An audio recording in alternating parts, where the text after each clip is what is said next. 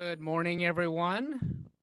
Happy Thursday, April 25th, 2024. My name is Patrick DeRay, Chief of the Bureau of Automotive Repair, and I want to welcome everyone to the second quarterly meeting for the Bar Advisory Group.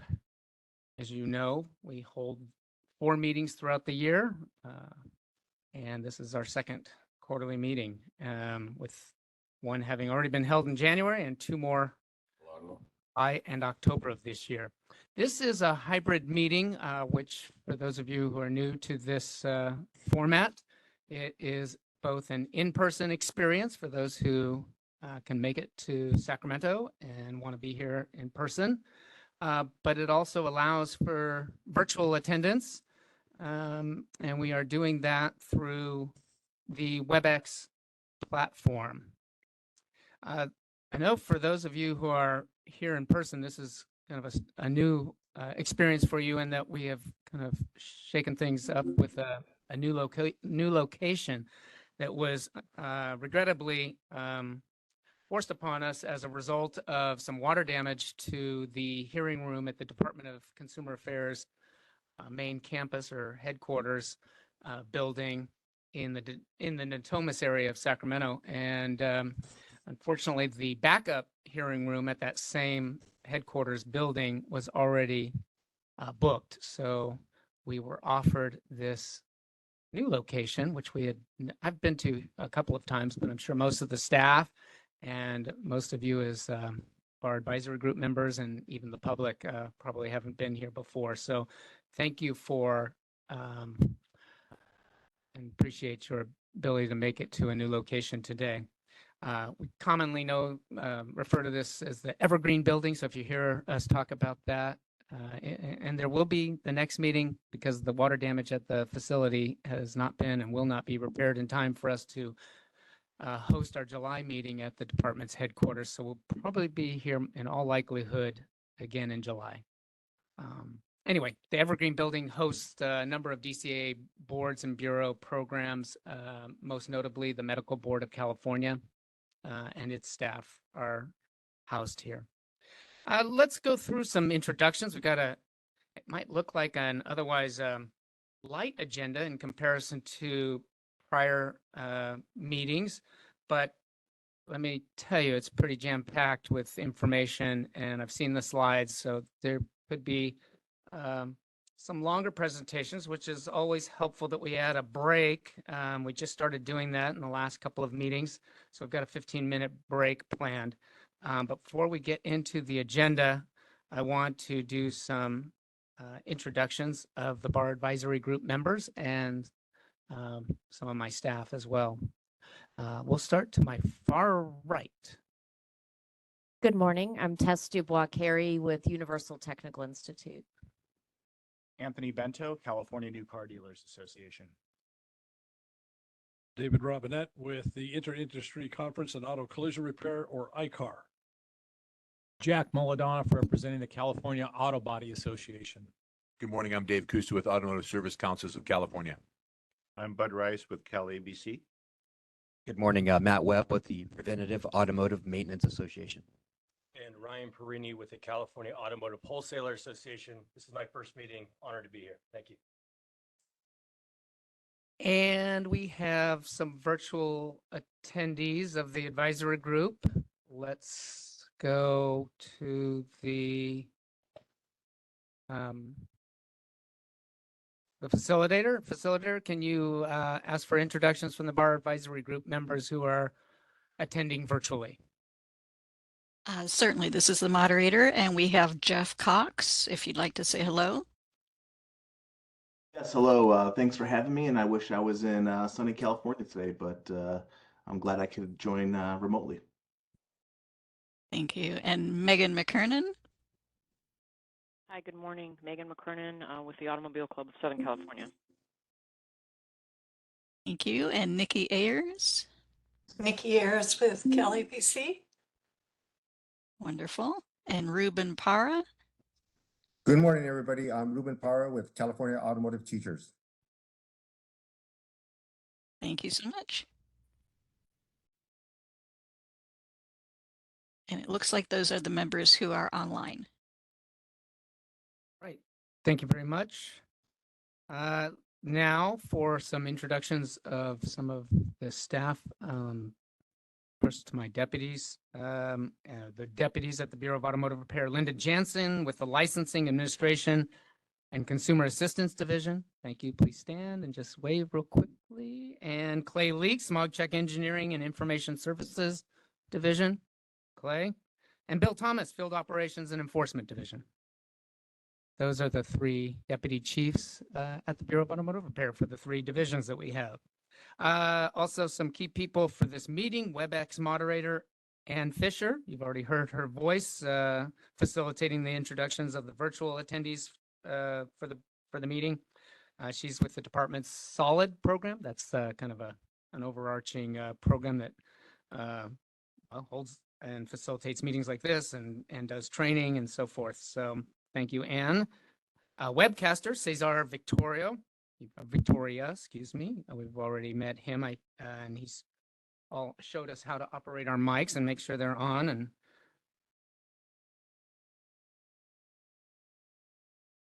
stand back a little bit or sit back a little bit. Okay, if I'm sitting too close to the mic, my apologies.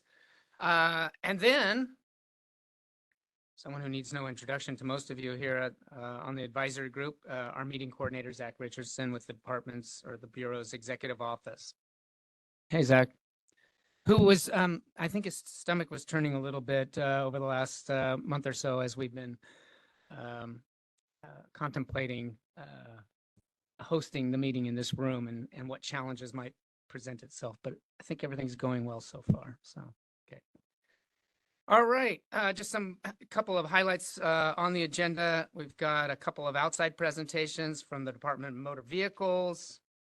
You will see that as the DMV Vehicle Dismantling Strike Team presentation. That's number 3 on the agenda. And then we also have a presentation from the Car Care Council. They're back again to give us an update on the Cool Air Rebate Program, which we have previously heard from them on. Then we've got some updates on some recently adopted regulations. There'll be other presentations as well, but one of the things I wanted to point out that's included in this regulations and legislative affairs update from Holly Helsing and Kayla Shelton is something we've been working on for the better part of 2, now 3 years to get regulations adopted to establish a new vehicle safety systems inspection program that will replace the existing lamp and brake inspection programs. This is primarily used for inspecting vehicles that have been deemed a total loss and then are registered later on with salvage title through the Department of Motor Vehicles.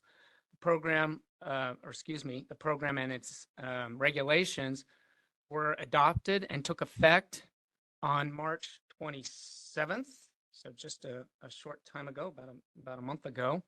And we've got a 6-month schedule to transition the 2 programs, or 3 if you count lamp and brake as 2 separate programs, but transition from the lamp and brake programs to the vehicle safety systems inspection program. They are, and the statute, the law allows or provides for an overlap of the 2 programs to ensure a smooth transition.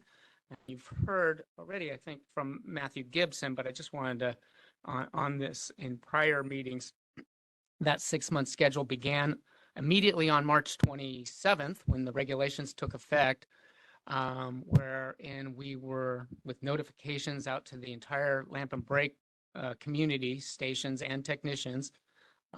We notified them that we were opening up the new licensure process for the Vehicle Safety Systems Inspection Program. We already have 256 stations and 335 technicians who've applied for the new program, and things look good. Most of those are existing lamp and brake stations and lamp and brake tech adjusters, I should say, or technicians. Not many new at this point, but we could get a more definitive breakdown of those numbers at a later time. I just want to kind of give you an update on where things stand with that. Sometime in the next month or so, we'll be trying to make a decision based on coverage whether we can start rolling out the actual inspection along with the lamp and brake inspection for those who haven't converted over to vehicle safety system, the new vehicle safety system inspection program. And that determination will be, as I said, in about 4 to 6 weeks.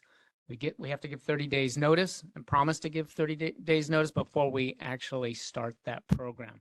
Again, they'll run concurrently. The target goal was about 3 months of waiting for applications to come in and give an announcement. So June 27th to start that program, running concurrently with brake and lamp, and then phase out brake and lamp 3 months after that on September 27th. That's the way the law reads and the new regulations read. So just a quick update on that. You'll hear, you won't get in the details of the legislative and regulatory affairs update, those details. You're also going to get a business modernization update on ELM, the ELM project or enforcement licensing modernization project, and a live demonstration that's coming. And then back by popular demand, Deputy Chief Bill Thomas and his Coffee with Bill, as it's been renamed, going to give us an interesting case study, and I would say plural studies, that will highlight the importance of documentation in automotive repair and / storage transactions. So you'll be interested to see, and you might recognize one of the unnamed shops in that presentation. And then lastly, we have a workshop on storage and towing fees for automotive repair dealers, much anticipated, I'm sure. That'll be held at 1:30 to 3:30 in this same room. It will both be an in-person and virtual experience for attendees. This was all provided, or the authority was provided just recently with our Sunset Review Bill, AB 1263, which was chaptered last year. And took effect on January 1, giving the Bureau the authority to adopt regulations in this area.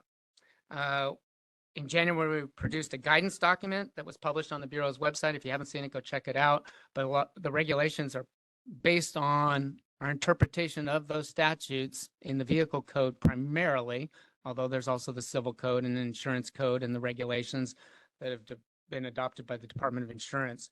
That we were trying to be consistent with, but it is largely based on the information that's published in that guidance document that was posted in January of this year. That's enough from me. We'll get on with the agenda. Let's start with Holly Helsing and Kayla Shelton from the Bureau's Executive Office to give us a legislation and regulations update. Thank you.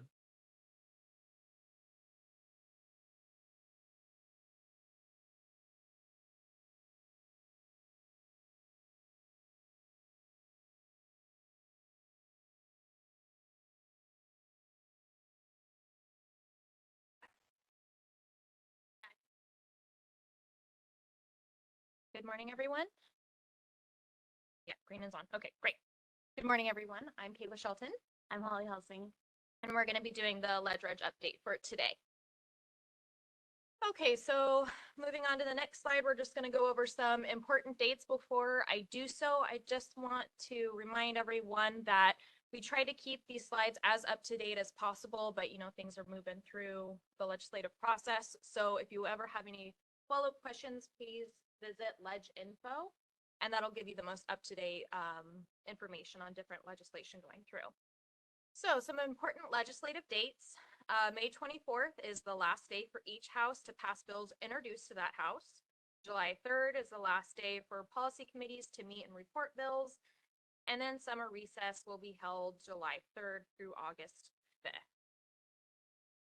Moving on to the next slide. So these are the current legislative bills we are tracking. We have AB 1901, which deals with total loss claims, AB 2188 for pollution control devices, SB 301. This is the zero emission aftermarket conversion project. This is a 2-year bill, so this will be a little bit familiar because we have previously discussed this bill in previous BAG meetings. We have AB 615, the vehicle traction batteries. Again, this is a 2-year bill, so this one will seem a little bit familiar. So I've previously discussed this one as well. We have SB 898 for window tinting, and then SB 1526, which is a bunch of technical cleanup. And then we'll dive right into going into these bills, starting with AB 1901 on the next slide. Okay, so since posting the presentation on our website, this bill has been passed through the Senate and is now with the Rules Committee for assignment, so it's moving along the process. This bill creates a process by which a salvage pool or similar entity may take legal possession of a vehicle that is subject to a total loss claim and is not retrieved by the registered owner or lien holder. Specifically, it sets a process in which the insurance company can authorize the salvage pool or similar entity to release the vehicle to the registered owner to start that process. This bill will require the insurance company to provide the salvage pool with a notice authorizing the release of the vehicle to the registered owner and the lien holder. It then will require the salvage pool to send 2 notices via certified mail to inform the registered owner or lien holder that the vehicle is available to pick up. The first notice will give the registered owner that they have 30 days to pick up the vehicle from the date of the first notice, and then the second notice would notice the registered owner that they have 14 days from the date of the second notice to pick up the vehicle before it is deemed abandoned. The bill deems a vehicle abandoned if it is not picked up by the registered owner or lien holder within the noticed time period in which the vehicle's certificate of title is deemed to be assigned to the salvage pool. The bill authorizes the salvage pool that is assigned the vehicle certificate of title to request via DMV form accompanied by an attestation or certification of notice to the vehicle owner in which the DMV will issue a salvage certificate or a non-repairable vehicle certificate. And then obviously this bill will require DMV to issue these certificates to the salvage pool upon receipt of a complete application. So essentially, this bill will allow the insurance company to release the vehicle that is deemed total loss. It then goes to the responsibility of the registered owner or the lien holder. They've got 30 days to either pick up the vehicle. If they do not pick up the vehicle within those 30 days, it's deemed abandoned. It's then the salvage pools. They fill out some forms with DMV. It is now theirs to deem as non-repairable total loss. That is AB 1901. So obviously it'll affect DMV, but we don't perceive there to be any interaction with BAR on that one. Okay, sorry. All right, AB 2188, this is the pollution control devices. So this bill was referred to the Committee on Transportation on February 26th. Existing law prohibits a person from installing, selling, or advertising a device intended for use with or part of a required motor vehicle pollution control device or system that alters or modifies the original design or performance of the motor vehicle pollution control device or system. This bill would create an exception to this prohibition for a new aftermarket catalytic converter that has been approved by the US EPA. So this bill is just simply creating a carve out for any approved CAT converters. Okay, moving on to SB 301. So this is one that we have brought up before. This is the zero emission aftermarket conversion project. It was ordered to inactive, but it's still, we need to update that. The status has changed since the posting of this. So if you are curious, please visit Ledge Info and we will update that information for the next presentation. So as we have discussed before, the bill requires CARB to establish a zero emission conversion project, which would be funded by appropriation by the legislator in the Annual Budget Act, or if money is available from another clean transportation program. This little piece is a little different than what we previously discussed. It previously allocated $2 million. They have since changed that to be an appropriation by the Budget Act or other funds that they have available to them. This bill will still require any zero emission vehicle to have completed an inspection of safety systems and components by a BAR licensee and be registered with the DMV as a zero emission vehicle. Once it does that, the bill will require the project to provide an applicant who is a California resident with a rebate up to $4,000 for an eligible vehicle that has been converted to a zero emission vehicle. So much is very similar to what we've discussed previously at BAG. The only differences are the allocation of funds and then the requirement of a safety inspection system. We'll move on to AB 615. All right, I'll go over this one. This deals with the vehicle traction batteries. And as Kayla said, this is a 2-year bill. And the hearing was canceled last year by the author in June. But for a brief summary, the bill would require an ARD to be responsible for the end of life management of a vehicle traction battery once it's removed from a vehicle by either repurposing or recycling the battery. And this would also require a battery supplier to be responsible for the development of a core exchange program for replacing a battery removed from a vehicle. And those are the highlights, but there's been no action on this bill since June of last year. Next slide, please. And next one. SB 898, this was referred to the Senate Committee on Transportation on April 10th, and a hearing was scheduled for 2 days ago on April 23rd. I haven't gotten information on the next steps for this bill. But as currently written, it would, by the 2032 model year, require every new truck, tractor, motor truck, or bus manufactured or sold in California to have the front driver window filtered so that no more than 2% of ultraviolet A and B radiation is allowed into the vehicle. And this would prohibit material used to limit these radiations from interfering with any wireless service or GPS. Next slide, please. SB 1526 had a hearing on this Monday, April 22nd, and it was referred to the Senate Appropriations Committee with a recommendation to add to the consent calendar. And with regard to BAR, this bill would revise the term Bureau Approved Educational Certifications to Bureau Accepted Educational Certifications. Because this change will more accurately reflect the process that the Bureau uses to recognize on the application for an ARD registration, other types of educational certifications that are not nationally recognized and industry accepted. And then upon collecting the educational certifications from ARDs on an initial or renewal application, the Bureau plans to add this information to its online auto shop locator. And that does it for the bills we're tracking. Are there any questions on any of these?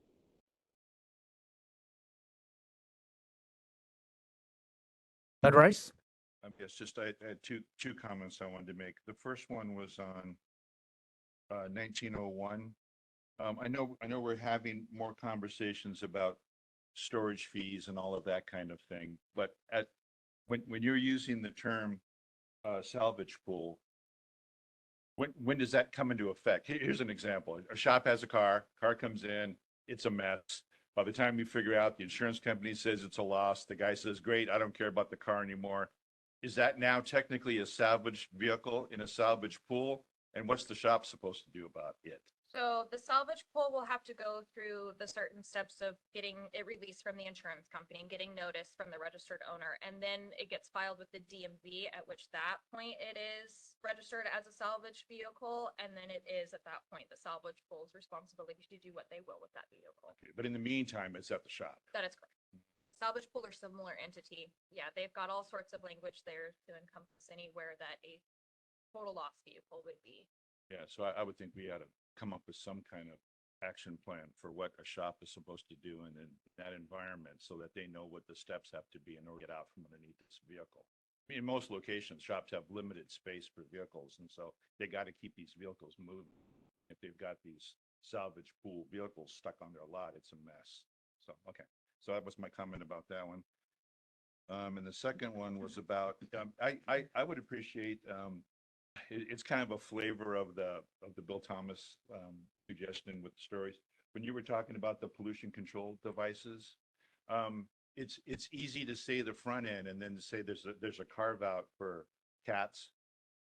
But what would be interesting would be to say the front end of that.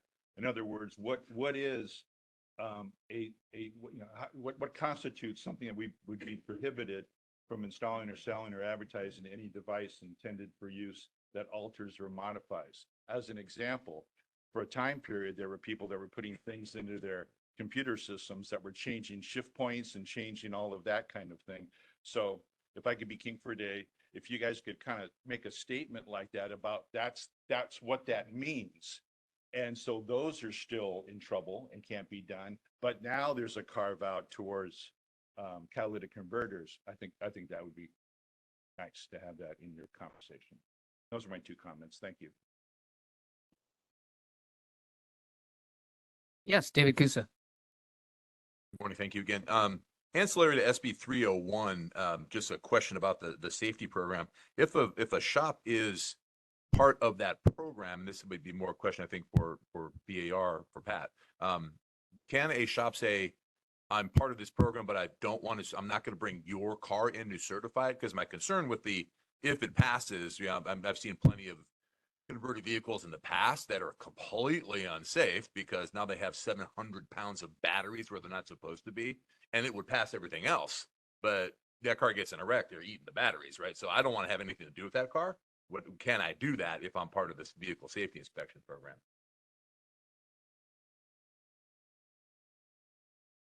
I don't know. Let's look into it. Okay. My initial inclination, but you said we're part of this program, so I don't know what the rules of the program would be.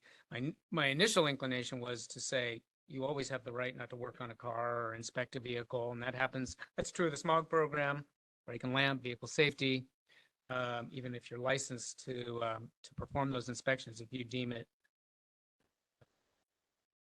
a vehicle you're not going to work on for whatever reason, that has been our general principle of day one since the Automotive Repair Act came into existence. But I don't know when you say part of this program. Well, I mean the safety inspection program specifically. Okay. Yeah. Then I would that answer what I would stick with. I thought you meant something else where you have to register with Air Resources Board, and I wasn't. Oh yeah, no, sure if that was one of the requirements. If it's not, and it's wholly upon, or you're basing it based on the license that you have with the Bureau of Automotive Repair, that's our overarching principle. Thank you. Okay. Don't have Anyone on any of the bar advisory group members in virtual attendance have a question about the legislative update portion of this two-part presentation? I'll get to the public at the end of the entire presentation. Kind of doing a quick interruption here okay, let's go forward with the regulations portion. So moving on to the next slide, we're going to start going into, first we'd like to mention, as Pat mentioned, the regulations adopted in 2024. We did get the Vehicle Safety Systems Inspection Program adopted, and it was effective that same day it was adopted on March 27th. I won't go too far into this because we have previously discussed it, and Pat gave a wonderful synopsis of it earlier. So it has been effective since March 27th. There is a 6-month sunset that was built into it as a result of AB 1263. So this gives the current brake and lamp licensees and stations 6 months to convert over to a VSSI station and license. And then the program will officially sunset September 27th. All right, moving on to the next slide. We are going to now go into pending regulation packages. We'll go over the DAD specification update, the Consumer Assistant Program incentive increases, the smog check readiness monitor limits, storage and towing fees for ARDs, as well as tear down disclosure requirements for ARDs. If anybody ever has any questions about these pending regulations, please feel free to visit our website under the laws and regulations tab.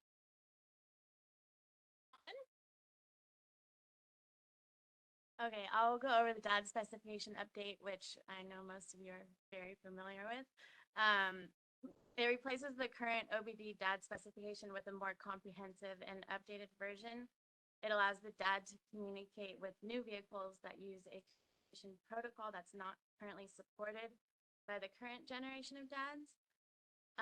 And good news, this was submitted to the Office of Administrative Law, OAL, on April 15th. And the review period is scheduled to end on May 28th. Next is the consumer assistant.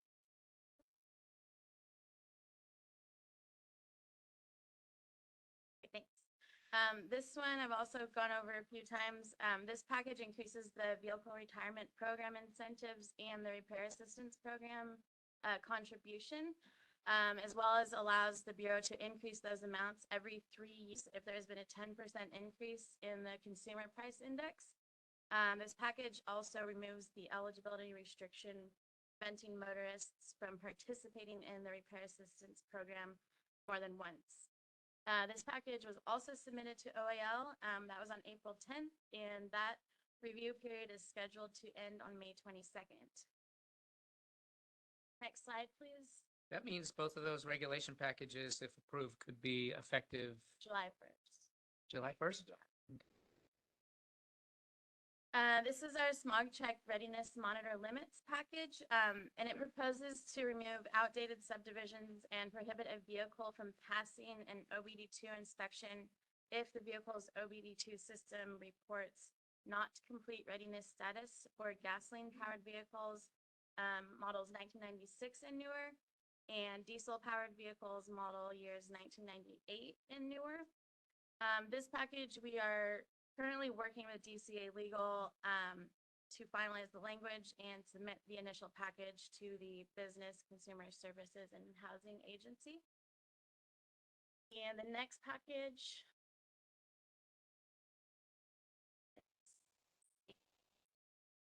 storage and towing fees, which, as Pat had mentioned, we're having a workshop on the draft text for this afternoon at 1:30. But this package intent is to bring together existing laws governing the storage and towing fees under one unified regulatory section. Some of the highlights are that the fees charged for the storage and towing of a motor vehicle are reasonable. When fees may be charged, where the vehicle may be stored, and this also makes clear that an ARD must provide an itemized estimate and invoice for storage and towing fees and post the towing and storage fees access notice, as well as their current daily storage fee rate. And it would require that the ARD provide that daily storage fee rate to the Bureau annually when they renew the registration. There is more to it, but I didn't want to go over every section when we're going to be doing that this afternoon anyway. So hopefully you will all be able to attend that workshop at 1:30 this afternoon. And the next one. All right, so one of the last pending regulations we have at the moment are the tear down disclosure requirements. As you recall, we did do a workshop at our last BAG meeting. We took all your input.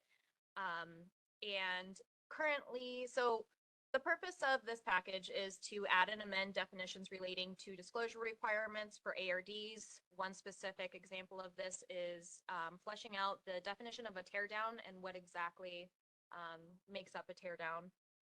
It clarifies the estimate work order requirements that require a vehicle tear down. So it adds the requirements of an ARD that they must put on that estimate when a vehicle is being torn down.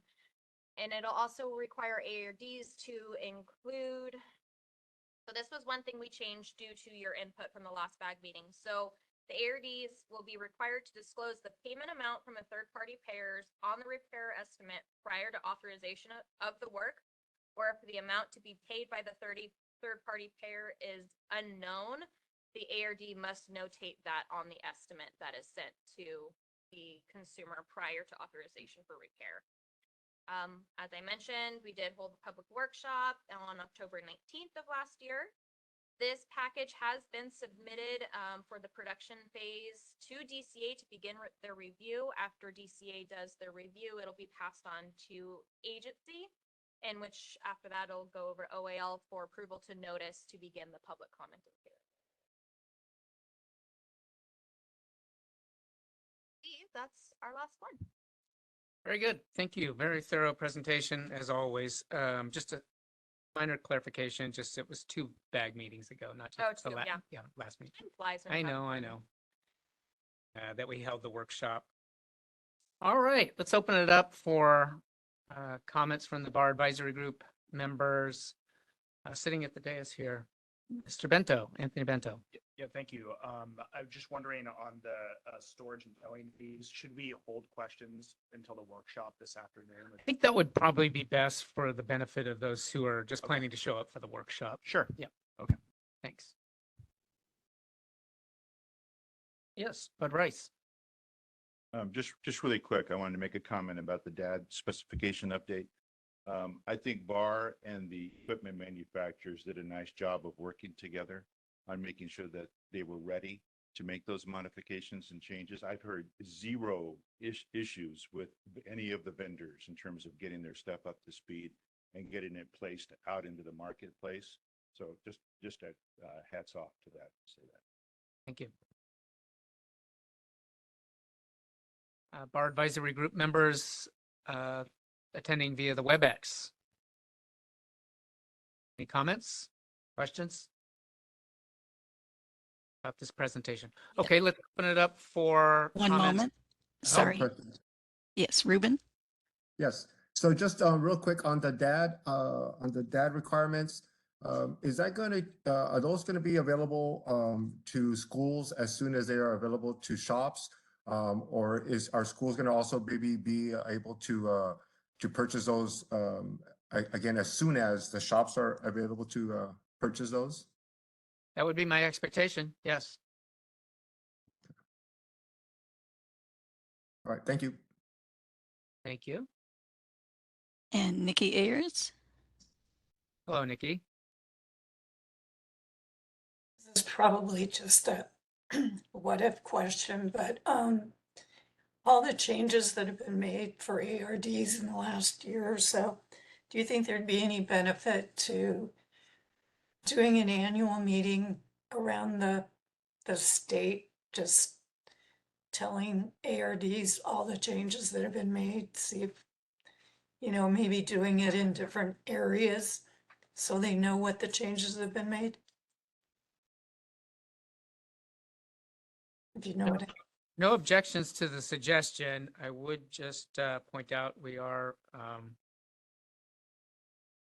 working through a budget deficit, and we have some pretty some restrictions on travel and other expenditures. Something like that would have to be vetted with obviously some of my the people to whom I directly report to.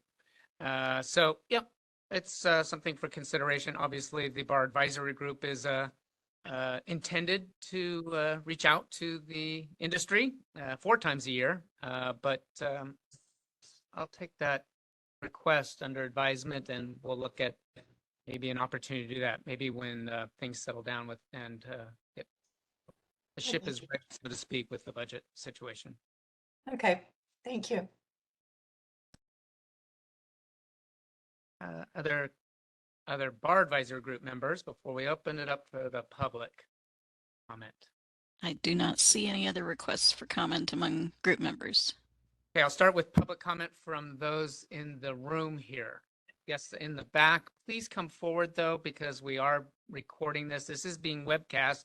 If I didn't mention that in my opening remarks, that allows us to record it and post it on our website for those who are attending, but want to go back and check something I said that might be completely off the wall and wanted to do a check on that. But or just you weren't able to attend and you want to see the meeting. So please introduce yourself. Welcome. My name is Walter Claros. I'm a small business owner at a body shop. Here in Sacramento? I'm here to. Are you here in Sacramento? I live in South San Francisco. Oh, okay. I'm from Thank you for South making the San trip up here. So, I'm here to inform you, the authority, that since BAR adopt this codes for those regulations for storage, we've been receiving very aggressive visits and misinforming our customers about the regulations and those codes. So what I found is, I noticed that Allstate and these insurance companies were deducting money from the customers, pay storage and toll. So when I noticed that they were doing that, I reported this to the DUI. I sent many complaints and reporting.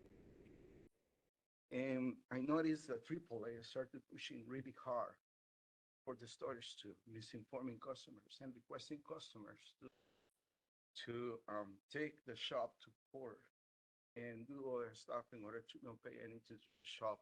And I know the customers, they don't know the complicity about how to fix the car, but the adjusters, they have everything, all the tools in hand to determine when the vehicle is being totaled or not in a timely manner. So we are a small independent shop. We don't belong to the network shop that they have. So the insurers, what I noticed through all this year, we've been in business since 2012. And it's been really hard for my business to success, to grow, because most of the time when our customers call to the insurance company, like, oh, I'm choosing this shop, first thing that my customer and have everything documented, but my customers are my best witnesses. But they say, oh, if you take the vehicle over there, we don't warranty the repairs. Oh, take the car to our shop.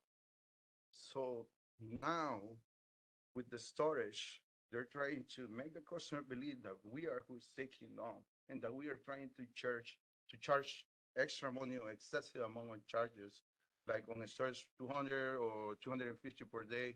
We have a frame machine, right? When you set the vehicle on the frame machine, you can make $100 an hour, right? And some works and some repairs. And sometimes you need to wait a week, 2 weeks, 3 weeks for the adjuster to approve or to determine, maybe probably to say, you know what, the vehicle is total. And then when the customer called very frustrated to the insurance company saying like, oh, but why my vehicle is taking too long and all that? Oh, because you choose the shop. If you take your car to our shop, this is not gonna happen. Everything will be faster. So they handle the claims in different ways to when it's on the independent shop and when it's on the network shop. And then now with the storage, we don't generate storage. I mean, we don't say to the insurance company like, oh, you owe me this from the thin air. No. So most of the time I notice that some adjusters that are from Nevada or other states, and when we ask today, do you have any California license adjuster? Hey, we don't care about that. We don't need that. And as in California, it's not required. No, I'm just saying, like, just to educate yourself to how to handle the claims in California, right? The regulations and everything, how to attend and respond all those, right? And then they said, no, we don't need it. And now I noticed that they take up to 6, 7 days, 8 days to respond a claim, and now BAR are allowing them to take 6 days. So imagine when we receive the car, they would take 8 days to send a preliminary estimate, and then another 8 days or 6 days, business days, right? With the weekends, it's 8 days to determine if the vehicle is total or no. So it's a 16 days over there. And then if they decide to fix and they make you work on the car, and then at the end they say it's total, then be out of business, because at the end they will total the car, and then will be like only like, oh, we'll give you 2 days of storage, and we have the vehicle sitting on the frame or somewhere there where we can be making more money. And then there will be they would say like, oh, we will pay you only 2 days because you cannot charge on undergoing repairs. And I noted the example that they have on the undergoing repair charges from it was a civil case between two common persons. Like there's not a business, and there's not a demand from a case from the business like AAA or Allstate.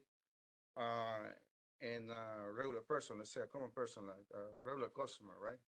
So it's between two consumers, basically on the, I think they have the sample of the case on on the code where it says for the stores. I don't know if you can correct me. I think it's Pattaya and I don't know the last name, something like that. But it's two common person. It's not like an insurer and customer, right? So I mean, or the shop, let's say. So they using this sample for the storage charges, and that sample I think shouldn't be valid because, for example, when the customer is paying out of pocket, most of the time we know that we cannot charge a storage to them until we complete the repairs, right? And we send a notice like if they don't show up, like they have to pick up the car, and then if they don't pick up the car, then we have to wait another 15 days, and then we have to give a frame time to them, a courtesy time to pick up the vehicle. Can I But jump in insurance- here real quick? I'm sorry. Yeah, go ahead. Your comments are excellent and not uncommon, or they're not unique to some of the concerns we've heard from the automotive repair industry. We have a workshop dedicated to this in this afternoon. Are you not able to attend? Yeah, I'm able to attend too, Okay, but can I we- need to inform you guys, so. No, so I get that it. way everybody can hear everything, how everything. I get it. From our perspective, how we handle how is the situation when a small shop receive Definitely have a- customer paying cash and a customer using his insurance company. Definitely have a grasp of this situation. We've heard this before. So it's not unique. I need to move on to other comments. I really appreciate, what's your name again? Walter. Walter. Thank you, Walter, for coming all the way up here. I don't have a response to the comment at this time. I'm sorry. But I would like to maybe invite you back to the workshop that's this afternoon. We'll talk some more on this topic. This is. There it is, yes. Yeah. That's Wait. the last comment, and I noticed that.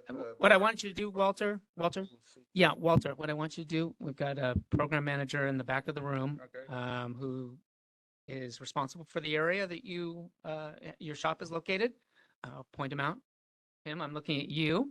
Sorry. No, or not sorry, but I mean, yes, Tim will touch base with you. I'd be interested to know about certain insurers that maybe we could advocate on your behalf. We have a direct line of communication with the Department of Insurance. If you're not getting the response you feel like you deserve on some of these issues, we potentially could assist in that. Obviously, there are some Department of Insurance regulations about the amount of time, 6 days minimum, or no, excuse me, 6 days maximum to get out to the shop. Sometimes that's being exceeded, so. I noticed too, now since they adopt the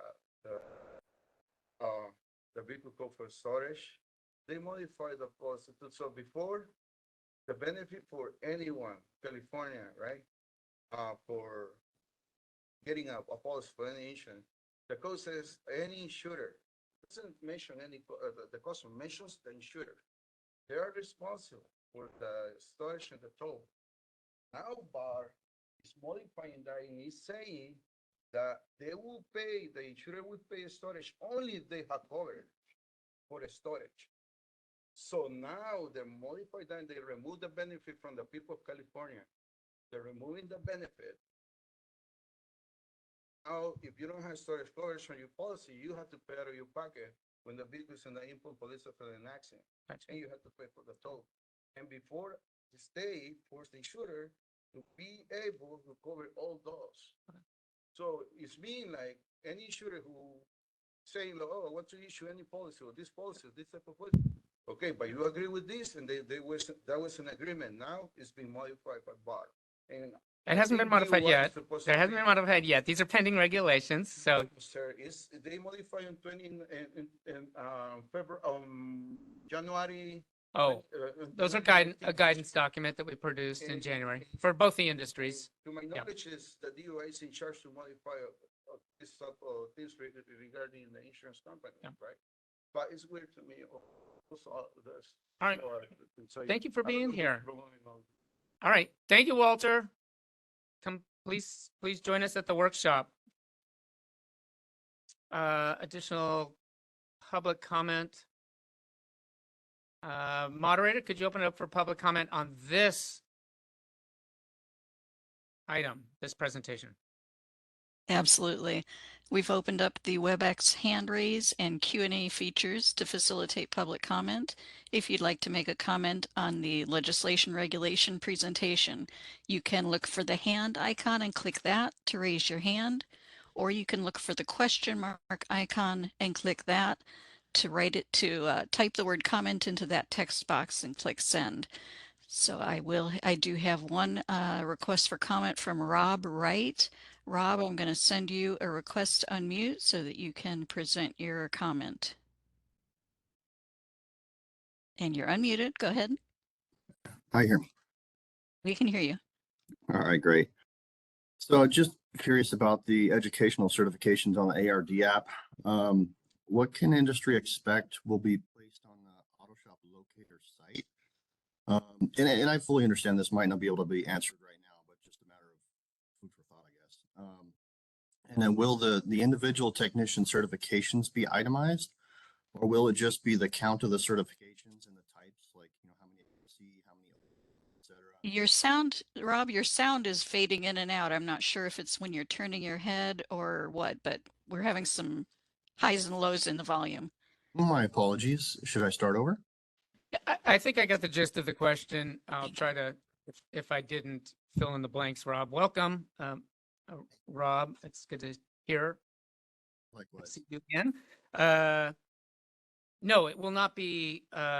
We won't drill down into the individual technicians who have the particular certifications. It'll just be the shop proclaiming that it has those certifications from one or more of its employees. Thank you, Pat. Good to hear from you. Got it right? Oh my gosh. Kidding. Thank you, Rob. Good to see you. Additional public comments? I do not see any further requests for comment. Shall I close the Q&A feature? Yes, please. Thank you. And thank you, Kayla and Holly. Great presentation. Moving on. Get us back on schedule. We have the DMV Vehicle Dismantling Strike Team presentation from Randy Vera. Randy? Is Randy here? Oh, Randy's attending virtually. Randy, are you there? Yes, I am. Good morning. Hi, good morning. Randy, with the Department of Motor Vehicles, the last name pronounced Vera or Vera? It's Vera. Vera. Yeah. Come.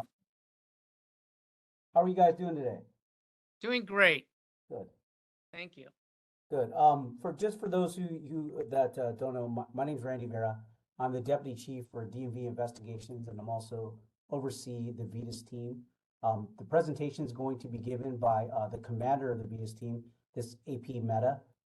He is online. AP?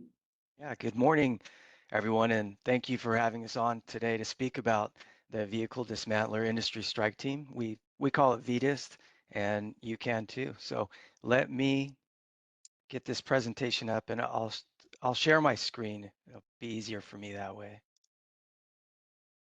Okay, we do have the presentation uploaded, and I gave you permission to forward the slides if that works for you.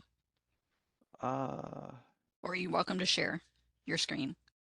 Okay, let me just see if I'm just more familiar with sharing my screen. Let's see if that works. We see your email, and now we see your presentation. Okay, great. So let's see. As DC Vera mentioned, I'm the commander of VETAS, and also I'm in charge of Orange County for DMV investigations. And DC Vera created VETAS. He didn't, want to probably toot his own horn, but he created VETAS, and he has overall oversight over it, and he's the utmost expert on all things related to it. So based on all that, I will defer to him if you do have any questions. And also for DMV investigations, he's in charge of the 5 southernmost counties in California. I would mention that when we present to outside audiences, sometimes they hear DMV and then they have all kinds of questions for us that we don't know anything about. So if your question's not about DMV investigations or VETAS, we probably won't have much or any response for you. So with that, I can get right into it unless you have anything you'd like to say, DC Vera. No, go ahead. Okay. All right, we'll start off with the history of how VDIST came to actually exist. And that starts with Assembly Bill 1858. It came about as a product of lobbying by the vehicle dismantler industry. They wanted action taken to address unlicensed dismantling and related concerns. AB 1858 was passed in September of 2016, and then the legislation began January the next year.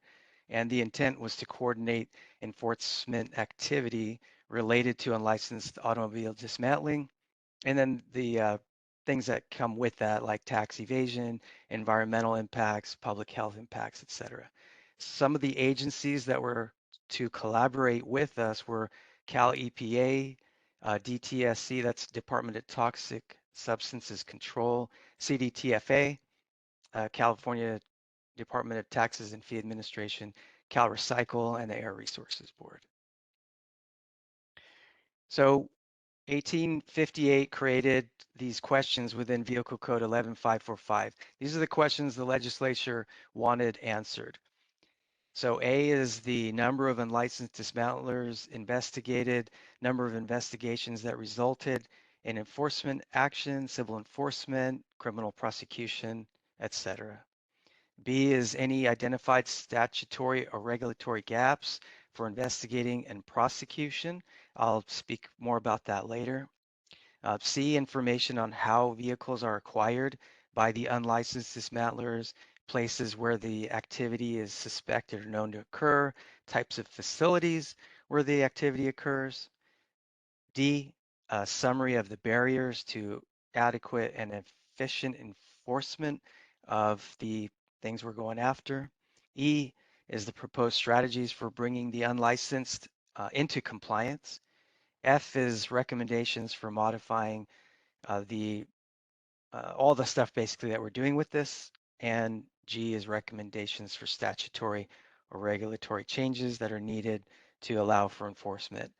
And we'll get into some of the answers to these questions later. Here's the structure of the team. At the top, we have Deputy Chief DC Vera, who is the program manager, has overall oversight over the whole thing. And then there's me. I already spoke about my role. We also have an analyst who is amazing at the data side of things. She can create apps for us. She just has the technology side of it down, and she watches our numbers, makes our graphs. She's amazing. We've got field sergeants throughout the state. There's 5 of them. They are from the Bay Area to Central California down to San Diego and a couple spots in between.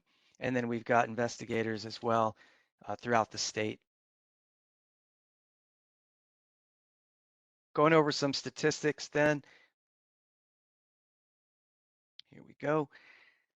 Okay, as of 12 of 2019, end of the legislation that we were just talking about, you can see that you can see the numbers there, but what I really will point out is the citations issued at 541 and 50 tactical enforcement operations. I'll give you an example of one of those operations later. On the right side, we see the overall stats because we have the legislation I spoke of, and then we had a follow-up legislation to that. So in 7.25 years, we have 1,152 citations and 104 tactical enforcement operations. All right, so let's talk about some of those gaps. If you recall, I mentioned the legislature wanted to know what we thought some statutory and regulatory gaps were. So we did identify a few areas where the vehicle code sections hindered us.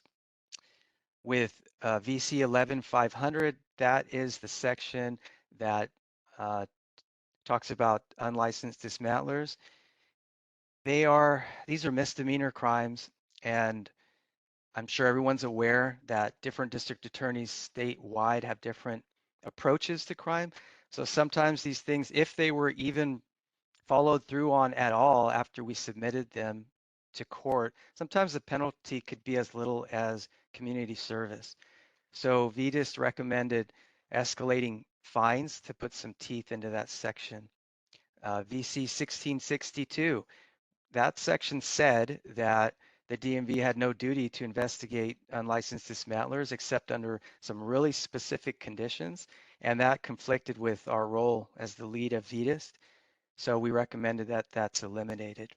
CVC 220, that defines dismantler, and 221 has some exceptions. And there were some exceptions that had to do with personal vehicles by a person who wanted to dismantle their own car. So we said we should define what that means. And then last is that there was no authority to abate or shut down a business that posed an immediate threat to public health or safety. So what we could sometimes see is once VEDIS left the property, the unlawful business might just resume their activity and regard our visit as just a cost of doing business. So we wanted an abatement component. All right, so then the next legislation that came up was SB Senate Bill 366, introduced in 2021. And this was the follow-up to the 1858 that I just went over. 366 was sponsored by Senator Tom Umberg. It was signed and passed October of 2021, 3-year bill running from January 1st of 2022 to January 1st of 2025. So VEDIS is operating under this bill right now. Here's the intent statement. There's a lot of words I'm not going to read to you, but feel free to take a look. I'll leave the slide up for a few seconds if you're interested, and you can read that if you want.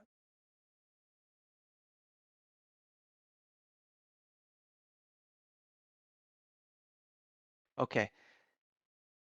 So let's talk about what's new in SB 366. I talked about some of the issues that we saw and the things that we asked for. So we found that the legislature listened to VEDIS and it was really encouraging. So just as we asked, 11,500 now had mandatory fines, escalating fines. The first one starting at $250, the third one ending at $1,000. We also got the authority we wanted to conduct building abatement. 1662, we asked them to repeal that, and they did. And then CVC 11545, that just is the section that goes over the questions they want answered, and they had some amendments to that, and we'll go over that in just a couple slides. The same agencies collaborate under this legislation again. And here are the amendments I mentioned. So in red, you can see what's new. And rather than reading them in detail, I'll just give you an idea. You're welcome to read them, but I'll give you an idea of what they are about. B has to do with catalytic converters. C has to do with the locations that were determined to be a public nuisance. And D has to do with the progress made to bring the unlicensed automobile dismantlers into compliance. The rest of it was a repeat from the previous ledge. Okay, over the next few slides, I'm going to outline the very first tactical operation that was conducted under the new ledge. We typically conduct about 2 operations per month. If you split the state in half, one of those is done in the northern half and one is done in the southern half. And the one I'm going to outline right now is pretty representative of what we do. So for this op, we went in with an emphasis on being part of the solution to the catalytic converter epidemic that was going on, in addition to our normal, mission of unlicensed dismantler activity. This op took place on January 20th of 2022. It took place in Hemet and San Jacinto. VEDIS collaborated with a DMV investigations field team, Hemet PD, and the Riverside County Sheriff's Department. We inspected, oh, there's a typo on businesses. Anyway, we inspected 12 businesses and 10 of them were issued citations. 52 catalytic converters or CATs were seized during the op And at that point, things slow down tremendously because now protective equipment has to go on, the evidence has to be seized, has to be cataloged, transported, etc. It's really time consuming. We found that collaboration is the key to success. And I think right now is probably a good time for me to mention that BAR has been essential to VETIS. And I'd like to offer my thanks to BAR for assisting us in ways that they didn't have to. So the biggest example of this is going to be that VETIS, we found that we did not have the capacity to store seized catalytic converters. Well, BAR stepped up and offered their facilities, their warehouses. And I really don't know what we would have done otherwise. There was no plan B. So thank you for that.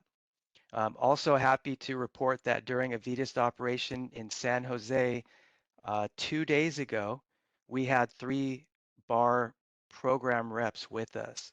And the feedback was really positive about having them there.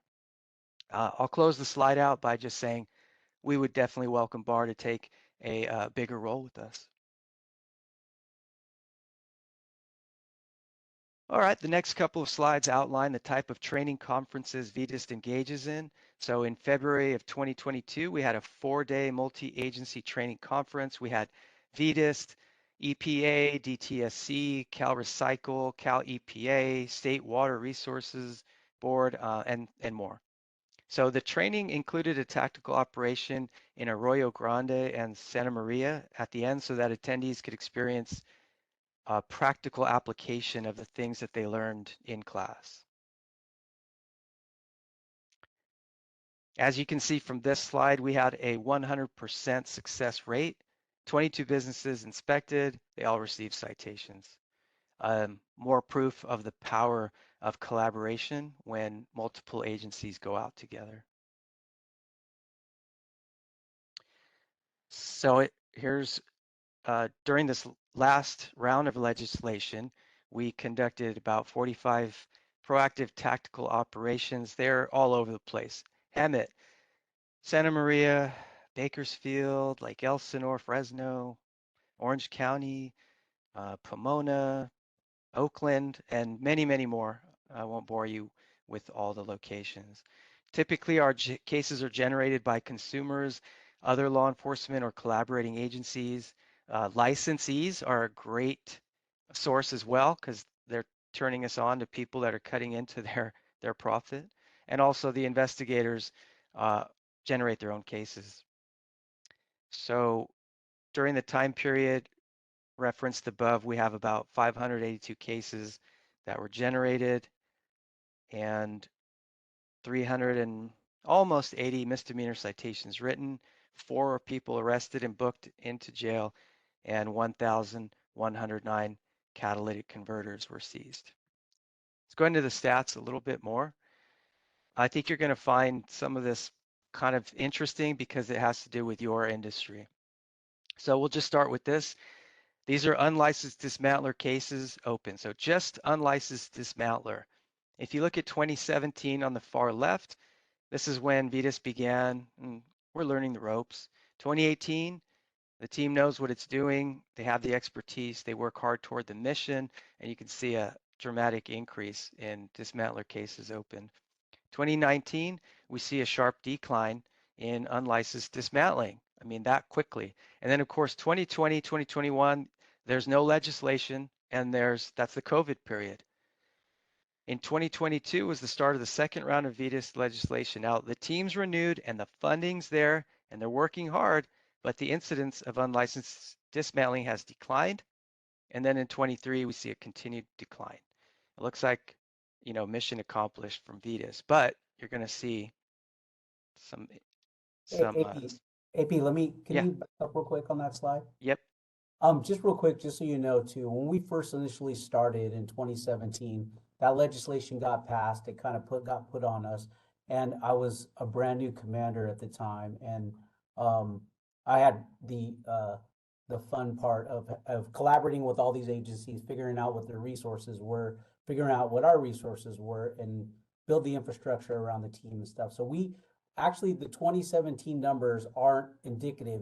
That really is only half the year.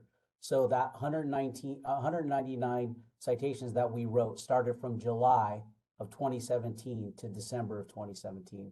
So technically, the 199 and the 403 are pretty much about the same. Those numbers would have been the same if we were working those during those other 6 months. But we were building the infrastructure, getting everybody in line, and getting everybody trained at that particular time.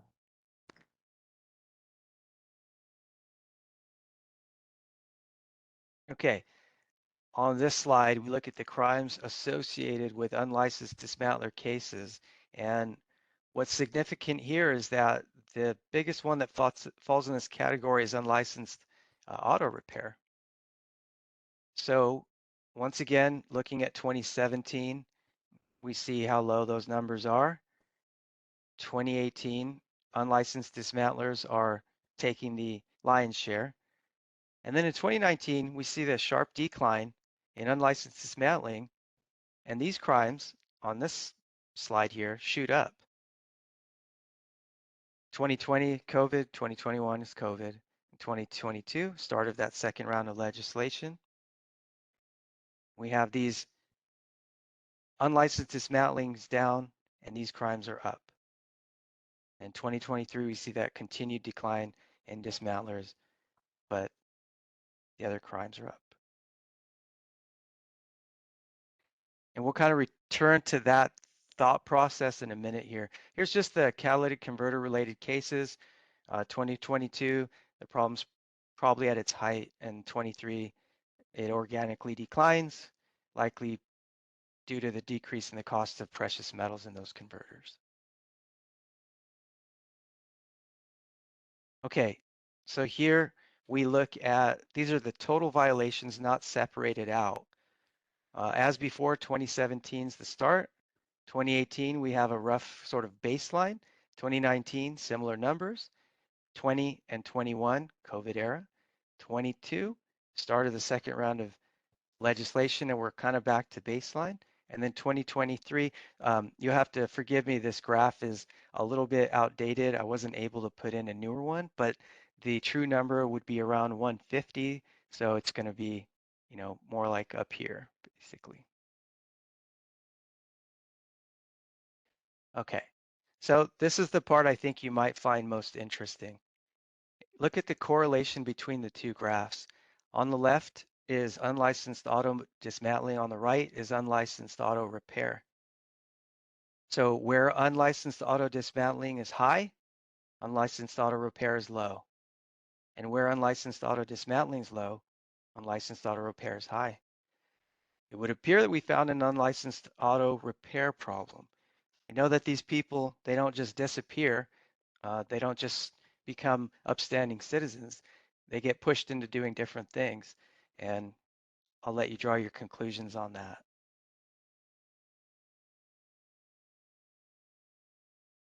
This is numbers related to licensed businesses, so probably doesn't have as much relevance here, but I'll move on into talking about the future for our team. Hey, AP, can you go back Yeah. one second too? I have a thought. This one? One more. Yeah, one more. So looking at this graph right here, one of the interesting things that we kind of discovered, and it even relates to the unlicensed, or I'm sorry, to the catalytic converter issue, is that we found that with the unlicensed dismantlers, there's a lot of different licenses that you have to have, right? In order for you to even come to the DMV to get a license for an auto dismantler, you have to have an EPA license, you have to have an endorsement from the water board, you have to have a business plan, you have to have all these different things that make your particular business compliant in order to do that. We found that on the other end with the auto repair, it has less, it's a little bit of a lesser as far as putting information in and what you have to get from the EPA in order to go into that business. So we believe, and again, that we automatically start pushing them out of the dismantler business and into the auto repair business.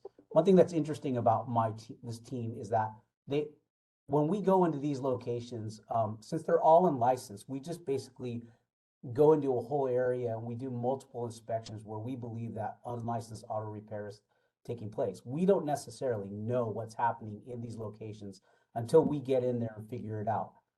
Once we figure out and identify what type of business that they're doing at that specific location, then we're able to kind of figure out what regulations that they have to follow in order to do. Are they unlicensed? Are they unlicensed auto dismantler? Are they unlicensed Bureau of Automotive Repair? Are they a storage facility? Are they, what it is that they do? And that also comes into play when we're dealing with catalytic converters, because as you know, a bar licensee, doesn't necessarily could have catalytic converters on their lot. However, they have to have repair invoices and estimates and things of that nature. So if we walk into a licensed bar location and they have no documentation to show where those catalytic converters come from, then those get seized as well. And more than likely, we write them a citation for not having the written documentation. But those are things that we talk about when we say related violations that do with unlicensed dismantling. Because the reality is that we just don't know what we're going into, because most of the places that we actually show up at are zoned for this type of business, where the underground economy exists. Sorry, B. Oh, please interject anytime. So this is actually just the second to last slide. And the last slide just has our contact info. But as we look into the future for this team, we're going to collaborate more with agencies that do environmental regulation and also those that hold greater expertise in the things we're seeing, hopefully like BAR. We're going to expand our capabilities through, more training, more experience, more collaboration, and we'd like to further develop our skill sets as it in regard to catalytic converter theft and storage and sales. We're also going to incorporate data analytics in our program to identify some probable targets and detect possible criminal activity within the purview of VEDA's jurisdiction. We're going to do more outreach. That's with current licensees, their associations, lobby groups, other government agencies. And then we're going to be continuing to analyze new legislation. So we give our perspective on prospective laws, adjusting to new laws. For example, this January of this year, the laws that define a dismantler and exceptions, those just changed. And we'll see what the next round of legislation for VEDAST has for us. So a Senate bill has already been proposed that would take VEDAST into 2028. That's SB 359 for those of you who might be something that it'd be good for everybody to keep their eye on. If you want to take a picture of that or capture a screenshot, if you need to reach us, that's our contact info. All right, Randy and Apurva, did I pronounce that correctly? You did, but you can just call me AP. Everybody does. Hey, I didn't take many AP classes, so. They named them after me. Yeah.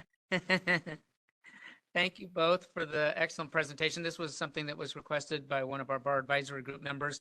We certainly are familiar with it, having participated in the task force, and I appreciate you calling out the Bureau's role and the assistance we provided with the storage of the catalytic converters.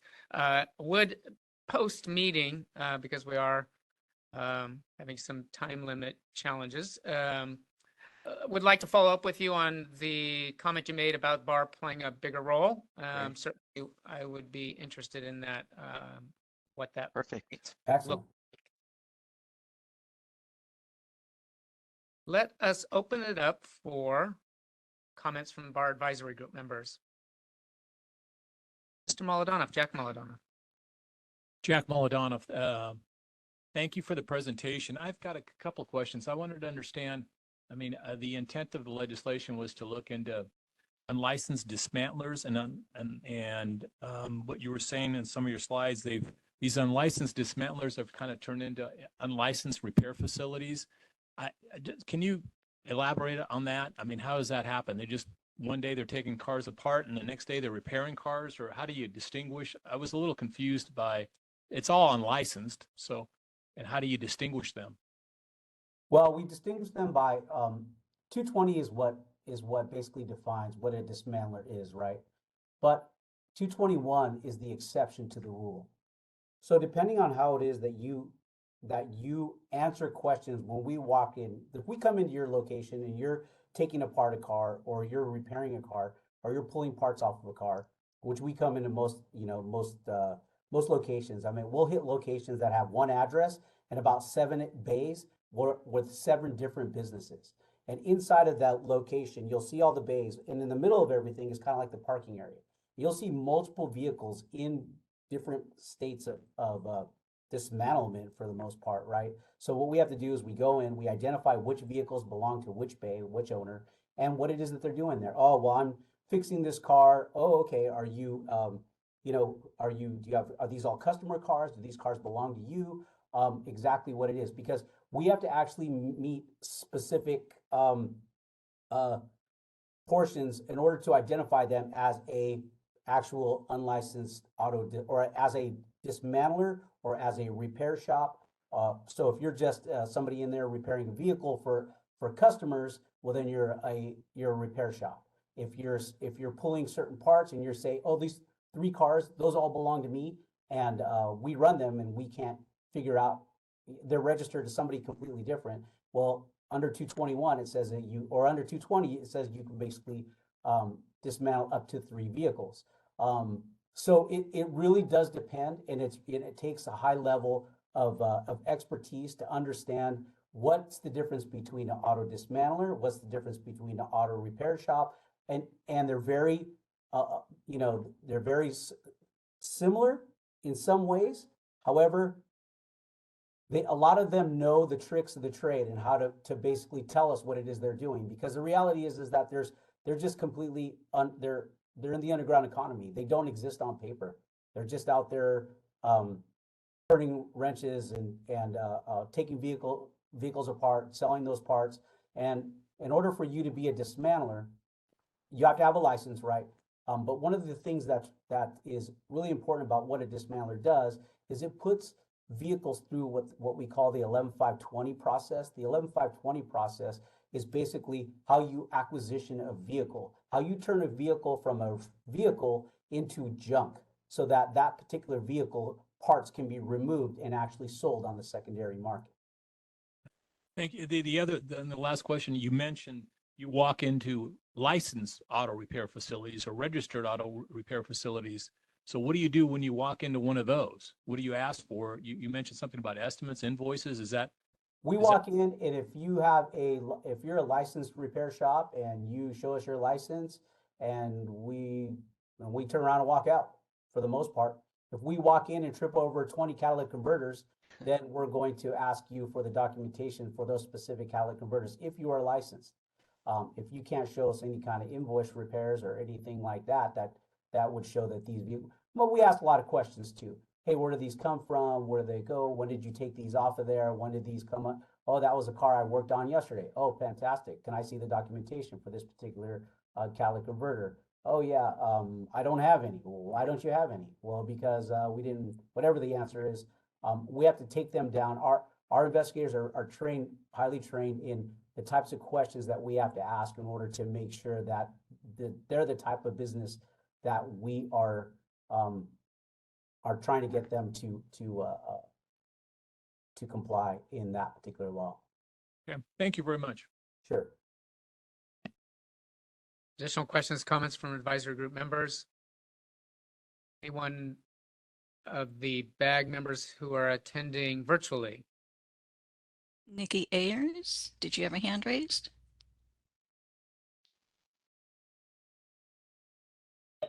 Yes. Go ahead. Okay. So what I'd like to know is how much does it cost to become a licensed, a licensed dismantler? Are you talking about what does the DMV charge for the license? Yeah. I'm not exactly sure, but I want to say it's like maybe 100 up to 100. It's really not too expensive. What's really expensive is getting your business set in order to for the drainage, the EPA licenses, the water board plan that you have to get together. All that stuff has to be completed and done before you even show up on our doorstep. You have to be able to show those certifications to our licensing department before we put you into business. The license itself from us isn't really that expensive, but what's expensive is making your business compliant in order to get it. Okay. So that leads me to the question, to get an ARD, I don't believe that we have to really be a compliant business in order to get an ARD. We're more concerned about certifications and things like that. Don't you think it's about time that you start looking at things like, is the business certified or compliant with the county, that they have all the licenses that they're supposed to have to be in business, instead of just worried about educational certifications and things like that, and including, a lease to be at the property and thing. Are you, you're talking about licensed dismantlers? No, I'm talking about ARDs at this point. She's talking about ARDs. Okay. So along with what we were just discussing a few minutes ago, this legislation is for unlicensed dismantlers, and we kind of stumbled into the issue with unlicensed auto repair shops. Now, we don't generally go into licensed repair shops, but when we do stumble into them, we find out they're licensed and we basically walk out. But the ones that are unlicensed are doing a whole lot of different things other than just repair, right? And those particular individuals are doing the same kind of things. They're opening up vehicles. They have locations that are in Santa Maria by the beach, and they're working on the dirt ground, and all the oil and antifreeze and all this stuff is seeping into the ground. And those businesses, those businesses should be regulated by EPA in some way, shape, or form. But now, as far as compliant ARDs, well, that's really not my forte, and I'm reluctant to answer what they should have as far as licensing is concerned. That's probably something more that the bar could answer better. Yep. So Pat, do you think that we should be looking at changing compliance for an ARD to be more, have more things to be compliant with, like EPA numbers, leases and things like that, so that you know that it's a real business? I gotta be careful here on, with the registration, it's a base registration. There's not, there are certainly requirements, and that usually comes into play with auto body collision repair shops.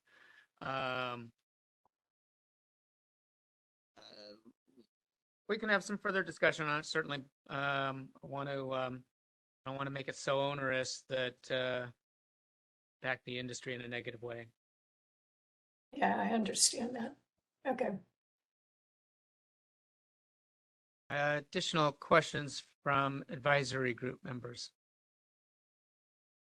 I do not see any further raised hands from any advisory group members. Okay, we'll open it up for public comment for anyone on this presentation in the room. Seeing none, we'll open it up public comment through the moderator on the virtual side of the house. Thank you. We've opened up the raise hand and Q&A features of WebEx to facilitate public comment. If you'd like to make a comment, you can either click on the hand icon, or you can click on the question mark icon, type the word comment, and click send. And then I'll send each person a request to unmute their microphone. Are there any comments on the presentation?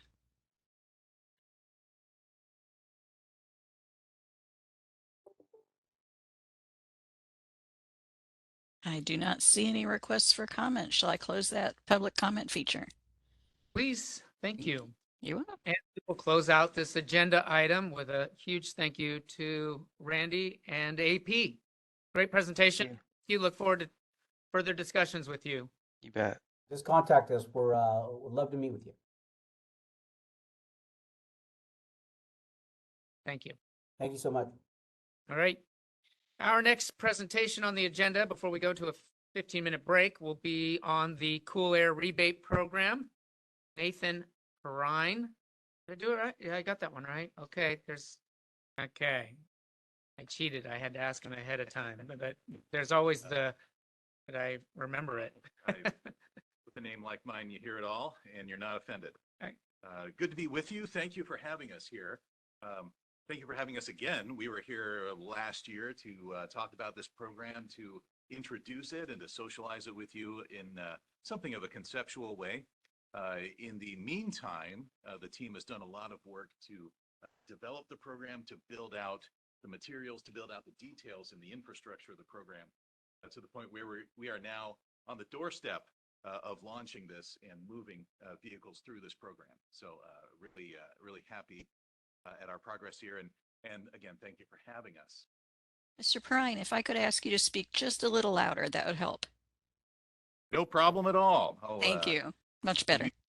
Use my outside voice. Thank you. So yeah, next slide, please. So this is the kind of the introduction or kind of the mission of the program. The idea is we want to subsidize the repairs of vehicle air conditioning systems for low-income Californians. The program provides an 80% subsidy up to $1,500 on an AC repair job. AC repair job meaning a vehicle air conditioning system that is open, that is leaking. And the goal is to restore the system performance and to bring that to fully repair and make sure the system is working properly. Next slide, please. So how is this funded here? This program is funded through the unclaimed deposits on sales of cans of R134A refrigerant that are sold at retail, small cans. So as has been the case for a number of years in California, when a consumer goes to an AutoZone or to a Walmart to buy a can of 134A, there's a $10 deposit or a core charge on that transaction, which can't be refunded if they bring that can back to the store with the receipt. And that happens about 2/3 of the time. The remaining third of the time, the consumer never goes back to the retailer to claim that deposit. So the accumulated unclaimed deposits is what is funding this program. So the initial allocation for this particular project is $4 million. There's $4 million that has been earmarked to fund these repair jobs. There's more where that came from. So if this program is successful, then we hope that would continue and continue to be funded.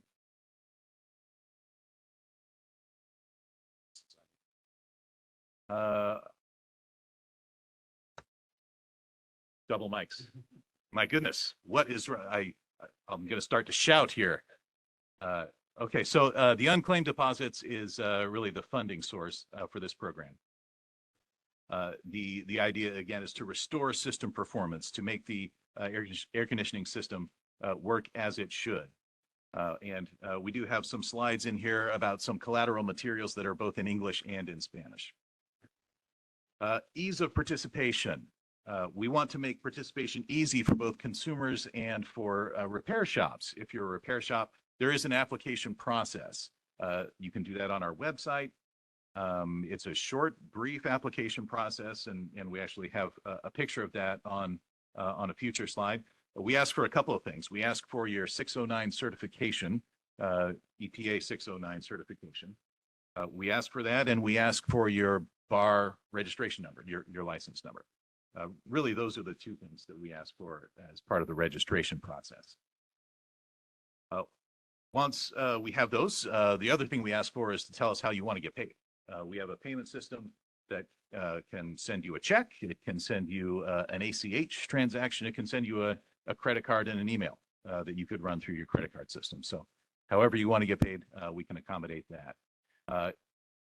Once you are, once the system, once you're in the program and dealing with vehicles, consumer brings in a car, you would diagnose that vehicle. If the you would make a determination whether the repair is an eligible repair, that is, whether the system is leaking or not.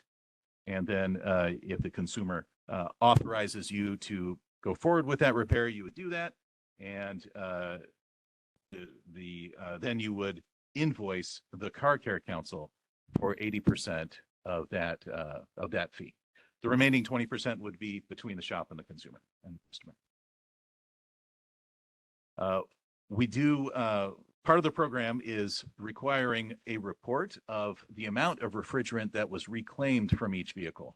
What did you recover from, if anything, from the vehicle itself, and how many pounds of refrigerant were added to the vehicle to restore that system performance. So we do report on that and ask for that, and then you get paid. So that's kind of how it works. If you're a consumer, there is a participation process as well. Consumers go online to the project website to get qualified. There is an income threshold. If your household is below 200% of the federal poverty limit, that is the criterion for qualification.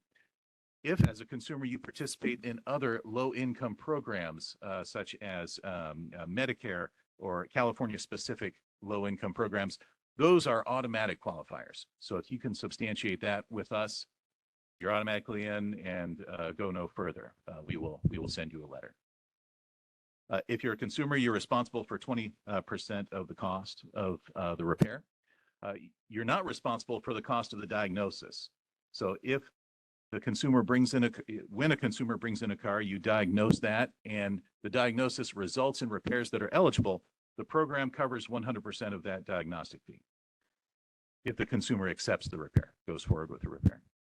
If the diagnostic results in repairs that are not eligible, i.e. the system is not leaking, maybe the clutches on a compressor have failed or something, the system is fully pressurized, it's not leaking, that's not an eligible repair. Or the repair is eligible and the consumer says, no, I don't want to do that right now. I don't want to do that. Declines the repair.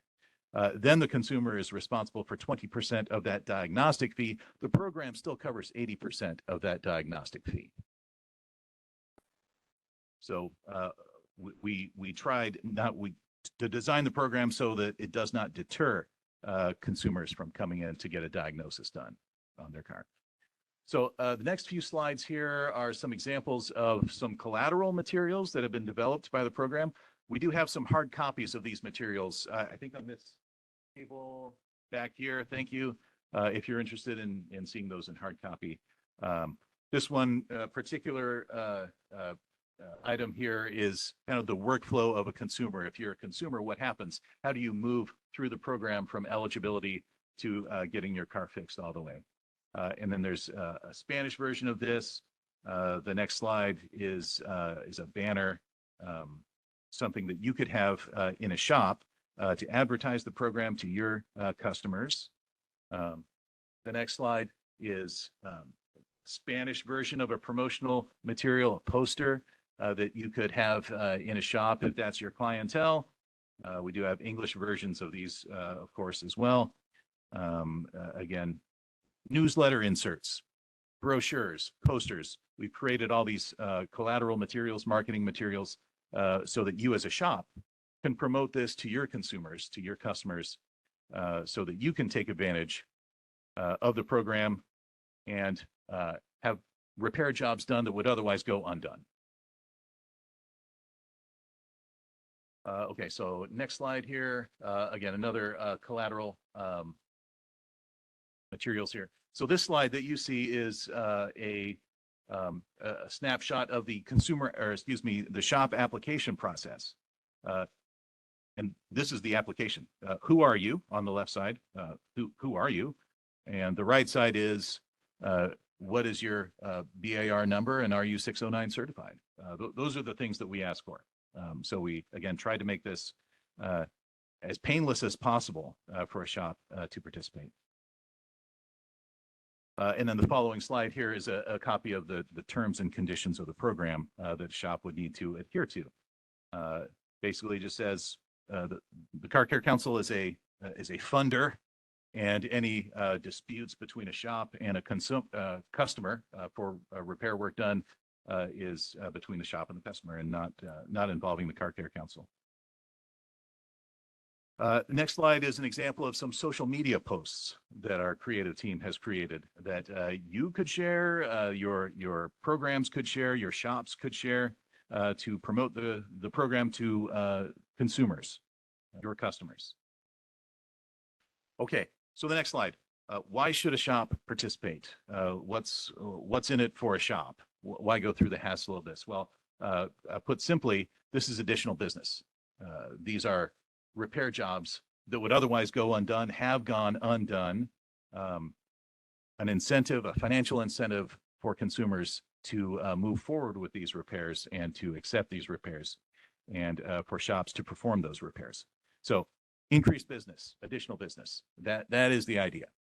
In addition to that, you can build goodwill by offering this program to your consumers, your customers. You can promote goodwill with your consumers. And there is a publicity element to this. If you are a participating shop, the program will promote you and give you some publicity on the program website. In fact, the next slide shows an example of a shop locator page on the project website. If you are a participating shop, then you would appear here in the shop locator. All right, so the next slide, how does it work?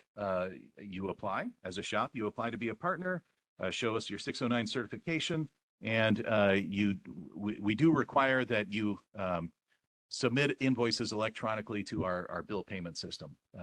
That can be as easy as an email. Whatever shop management system you have in place probably has the capability to do that. So apply. That's step number one. Agree to the terms and conditions. Step number two, you can promote this to your existing customers, or customers will find you as we promote your shop on our websites. The shops will come to you. Customers who have been deemed eligible by the program will come to you with a letter. So the program will provide a letter to the consumer that you as a shop can take and say, okay, they are in this program.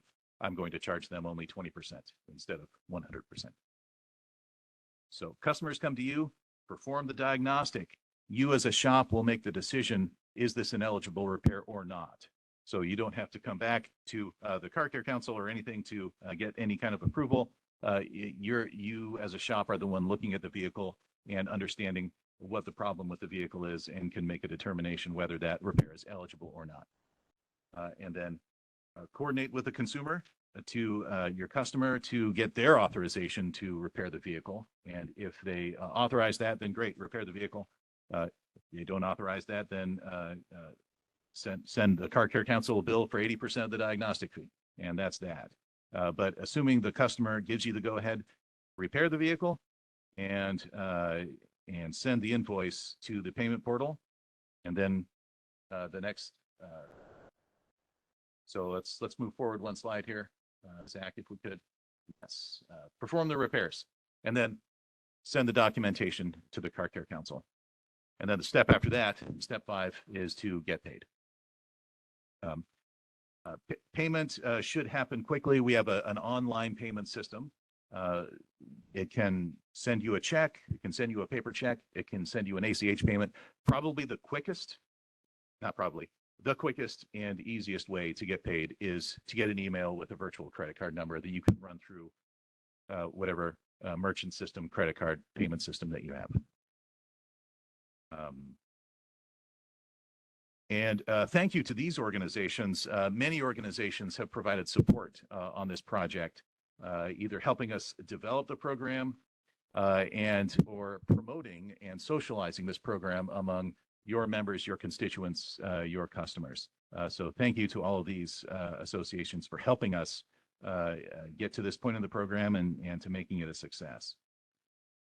In addition to these supporting organizations, we've also had a great amount of support from community partners. Our target audience for our launch is the Central Valley, Fresno County in particular. That is where we intend on launching. And in that geographical area, we've had great support from a number of community organizations to help us understand the consumers there, understand the demographic, and help to socialize this program within that community. Questions? Thank you, Nathan. Excellent presentation. I'm sure we've got some questions from advisory group members. I saw Matt and hadn't heard from you yet, so give you a first crack at this. When are you launching this program? When? Yes. So we have some infrastructure things to settle down. We do have 6 shops that have registered already and are in the program. So it'll be a matter of days before we start moving vehicles through the program. And the material that you had here, is this available so we can share with our members, like something we can? Absolutely, yeah. Thank you. We have some hard copies here. We're happy to send this electronically to you so that you have that English and Spanish. Excellent. Thank you. Sure. Bud Rice. Yep. Could you get a third microphone? I can't quite hear it very well. Is that possible? No? Not sure. I normally talk loud. I don't know what the problem is. Just a quick question, and it's a bad question. The money you're getting is coming from the deposits, right? And it's money that people haven't claimed, and so it's in this fund. Yes. The likelihood that you're going to be able to maintain that relationship and maintain that source of income, you're comfortable with that's going to be an ongoing thing. You don't have to worry about any changes with that. So, yeah. Thank you, Bud. So the $10 deposit program requirement is sunsetting. So the regulations around that program are changing, and I don't believe anything's been finalized there. But my understanding is that December 31st, 2024 would be the final day of those deposits. So that would be the end of the income stream going into that fund. The fund itself is $20 million. So there's plenty that has accumulated over time. Additional comments? Go far and here, Anthony Bento. Thank you. This sounds like a really interesting and very worthwhile program. Yeah, I'm wondering, the customer eligibility, does a customer to be eligible for this program, they need to be referred by your participating ARD? Is that how the ARD knows that the customer does qualify for the program? Yeah, thank you. So a customer would go to the project website and qualify through that website, and then a letter will be sent to that customer from the project to say, this person, this name, this vehicle is eligible to be in the program. And they would bring that to the shop. Okay, and then and the shop can rely on that letter. So I'm just paranoid, perhaps overly paranoid, that like you could imagine if there's a fair amount of money on the line here, that someone potentially drawing up, depending on the level of complexity it is to create something like this, they could fraudulently do that. And then the ARD is in a position where if this customer attested to qualifying, had the form, and then the repair was completed, and then subsequently they couldn't qualify for reimbursement, there could be a potential issue there. Yeah, thank you. That's a risk, right? There's always some kind of risk that you have to accept. And we'll be looking at patterns as we collect data on payments and how much is coming through different shops. Is it the same person? I will say that I don't really have an appetite to hold the shop responsible. If there's a letter that's coming to a shop, it's not your job to determine whether that's fraudulent or not. Great. Thank you. You know, Nathan, I'm not sure. It sounds very familiar to me in the sense that we have the consumer assistance program. And if you haven't spoken with some of the manager sitting in the back of the room here, maybe put you in touch on some of the things we've encountered and safeguards we put in place to for repair shops who are participating Sure. in that.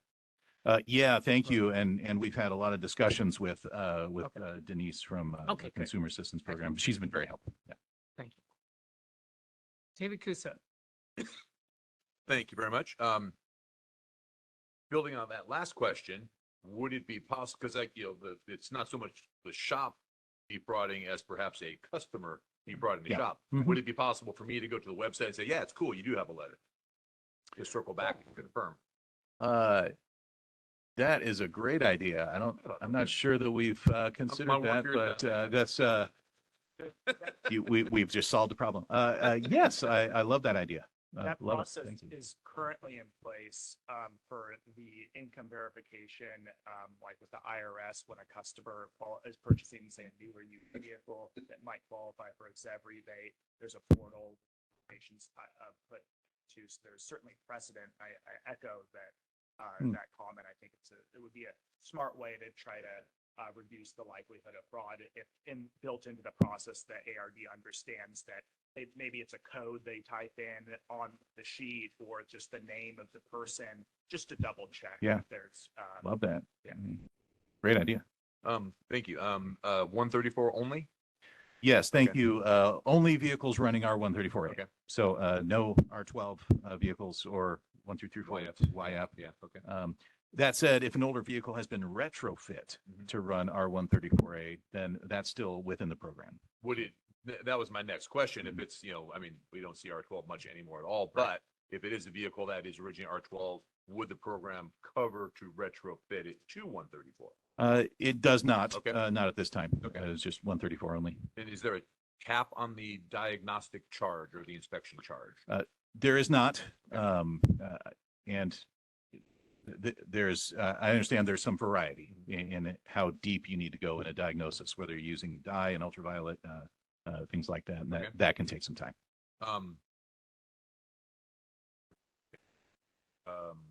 Other languages potentially in the future for the collateral? I mean, San Jose area, lots of, of other languages. Yes. Okay, good. As we see the demand for that, then that is an option for sure. And I'm assuming there'll be expansion of the program if it's successful in Fresno. And what's that look like? That's the idea. In fact, statewide, if the program proves successful in Fresno, then there's the intent is to roll that out as broadly as possible. And if I understand the diagnostic process correctly, if the vehicle presents, no cold air, it's an electrical problem, not an AC or not a leak problem, then no diagnostic charge is covered if they decline repair? 80% of the In that case diagnostics, still? yes, Okay, it's still an AC problem, Got right? it. Okay. It doesn't work. It's cold. It's not cold. Right. So that you wouldn't the program wouldn't cover the repair, but if the customer says, yes, please do that, then the program would still cover 80% of that diagnostic charge or nothing? Of the diagnostic Okay. fee, yes. Excellent. Thank you. Additional questions, comments for Nathan? Advisory group members who are participating virtually. Questions, comments? We have Jeff Cox. Hey, Nathan, thanks for your presentation today. And I have a couple comments and maybe a question. One, I can hear you clearly, so that's good. No more microphones from my end, so that's always a good thing. One question is, would it be possible for you to send me the content that you showed for the social media pieces? We would love to share that out. And kind of related to that, do you guys have like a calendar or like a content calendar of when you will be pushing this out to consumers? And that way, if there's people in the room or people virtually, if they want to share that, then they know when you're going to post it on a Facebook or on Twitter, and then we can go in and we can reshare it and we can help spread that word to the consumers that visit our sites and our social platforms. Thank you, Jeff. Yes, can certainly share those materials with you and be happy to do that. As yet, we don't have a calendar that tells you that the launch is going to be on whatever. We don't have that articulated at this point. When we do, then we will share that as well. Perfect. Thank you. And Nathan and Jennifer, as I take notes, rather than just have a onesie twosie distribution, we can get you the complete mailing list or email list for the advisory group working through Zach. Even better. Yep. Additional comments, questions from the advisory group members attending virtually? Yeah, Ruben. Ruben Parra. Okay, thank you for the presentation. And I had to step out earlier, so I might have missed this, but I understand there is no cap for the diagnostic. What about for the overall repair? Is there what is the cap for that? Yeah, thank you, Ruben. There is a cap for the repair. So the program pays a maximum of $1,500 for each vehicle for the repair work. That is. Okay. And then the other question is, once you know the program signs up and the application is processed, at that time, then they would get the mailers and or the banner and the hard copies and other materials. Is that how that will work? Yes, in fact, if you want that before the sign up is complete, we're happy to send whatever collateral is desired. And lastly, do you anticipate this summer the program launching? Absolutely. Great. Yes, we're talking about a matter of days before this, before we announce a launch here. Okay, great. Thank you again. Thank you. Moderator, anyone else from the bar advisory group? I do not see any further requests from advisory group members. We will open it up for public comment. Anyone in the room here? Seeing none, we'll open up public comment for virtual attendees. Moderator, if you can assist in that effort. Certainly. If anyone would like to make a comment on the presentation, you may look for the hand raise feature, which is the little icon of the hand, and click that to raise your hand. Or you may look for the question mark icon, click that, type the word comment, and click send. Any comments on the Cool Air presentation?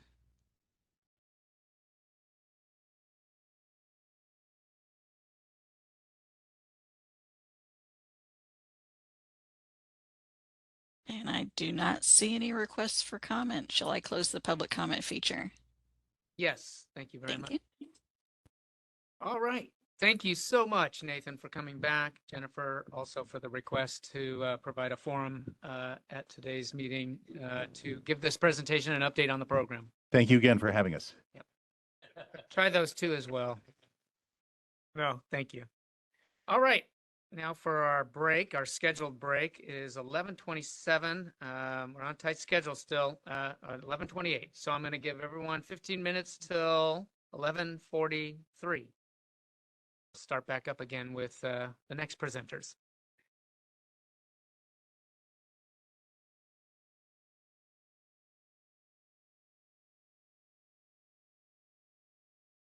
We're back from our 15-minute break. I know how those go faster than sometimes we would like because there's some really good discussions and interactions going on in the room, and I'm pleased to see that. I really do like the in-person meeting experience for that ability to network. So we can do some more of that on our next break between the meeting and the workshop in a little bit.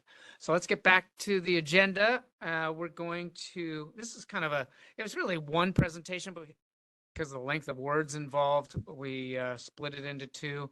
We'll start with the update that's going to be from Clay Leak with the Bureau's Executive Office, Deputy Chief Clay Leak, and it's the Enforcement Licensing Modernization Project update. And then we're going to have a demonstration from Michael Villarreal and some assistance from Clay. Michael is the program manager over the bar licensing program. And I want to rephrase because I apologize when this initially went through. I didn't think about it as carefully as I did when I read it. The title of his demonstration is the Initial Automotive Repair Dealer Online Application Demonstration, which didn't make a lot of sense to me. So I'm retitling it for those here in the room and listening in. The online application for initial registration as an automotive repair dealer. That's really what it is. The words are kind of jumbled in the current title. So, but it is an online registration process, and it's only the demonstration that of the first portion or the first phase of our overall project, modernization project, which is the initial registration to become an automotive repair dealer, not renewals at this point, not some of the other features for stations like smog check stations, smog check technicians, vehicle safety systems and inspection stations and technicians. That is all coming later. So anyway, you'll see the initial demonstration shortly after Clay's update. Welcome, both of you. Thank you. I think you just covered a couple of my slides. So Oh, okay, great. Keep going if you want. On to the demo. Oh, sorry about that. I didn't realize. No worries. Thank you, Pat. Happy to be here. Give a quick update on some of our activities around enforcement and licensing modernization. Just a kind of quick background, how we got here, where we're at. Our project was originally approved and delegated back to the Bureau on 4/25 of 22. We subsequently executed a contract and began work on a platform called Inluman. Work on that platform was stopped on 5/3, and the project pivoted to a different platform called SimplyGov. Real quickly, you know, I'm a project manager by trade. And one of the things I say about project management very frequently is the whole point of project management is to know you're late before you're late so that you can make a better decision, that you can get on a different track, right? That you can turn the car before you drive off the cliff. So in this case, I think this is a win, right? This is a project that saw the writing on the wall and pivoted to a different road that we could be successful on. So kudos to kind of the folks that were involved. These are always hard decisions to make. But I really credit the team from a project management, from a program management perspective, being ready to be nimble and make that turn. It's a hard turn to make. So quickly pivoted to a new platform, submitted a special project report to the Department of Technology, which was very recently formally approved. There was delegated budget still available for us to move forward. We executed a contract to obtain platform and implementation services on 11/6. And very quickly dove into the development of the initial online automotive repair dealer application. Nope, I butchered it. All right, so we rolled out the online application for ARD very quickly after launch on 1/31. We soft launched, meaning we were actually taking paper applications and keying them into the new system. 2 weeks later on February 2/14, we rolled out the application online. Next slide, please.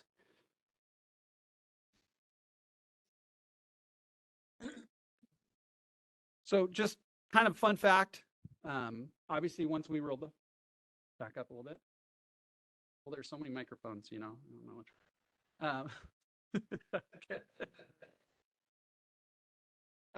Fun fact, first application, we rolled out the online platform. First application was received later that morning at 6:30 a.m. That license was approved by 9:30, about 3 hours later. That license was moved to CAS, the system of record, which I'll talk about a little bit, the next day. And that wall license was available to print through the self-print portal that day. So obviously huge opportunities in terms of the ability to create efficiencies, process licenses faster. The ability to take payment right up front is huge, as opposed to having to cashier these checks, right, with hard copy applications. We'll kind of talk a lot more about some of the benefits of this platform, but certainly those are two huge ones right up front. As of 4/1, about 1,400 online ARD applications were initiated. So without a ton of kind of outreach, obviously there's a huge appetite to submit applications online, which probably doesn't come as a surprise to anybody. So what's next? Pat already covered this part, but I'll go ahead and go back over, but station licenses are coming next in May.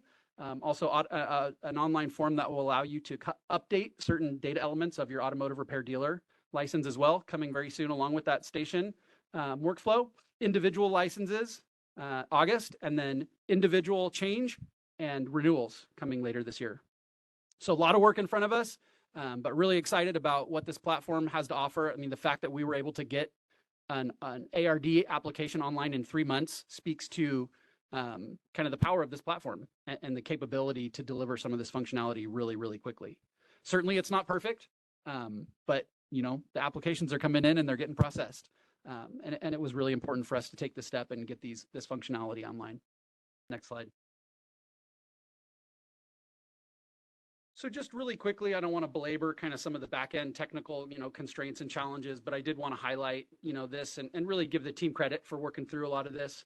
You know, any project, you look at kind of the triangle, the project management triangle, as a lot of people are familiar with. You've got budget, schedule, and scope, right? And with any project, you've got to balance those three elements.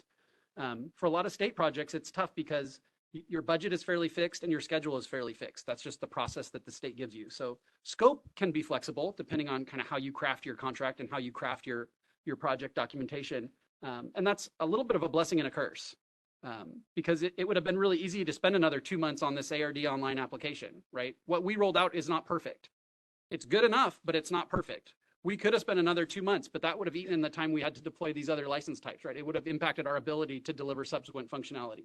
So I'm going to talk a little bit about the importance of scope management, the concept of a minimally viable product as we go ahead a little bit. But those are some real key concepts for software development, kind of, and the methodology and the approach that we've adopted, and the importance of making milestones. So another quick topic I wanted to cover, a platform play versus custom development. You know, historically, the state has embarked on these large projects and taken on these custom development, software development approaches that are extremely complex, require years of preparation and detailed requirements.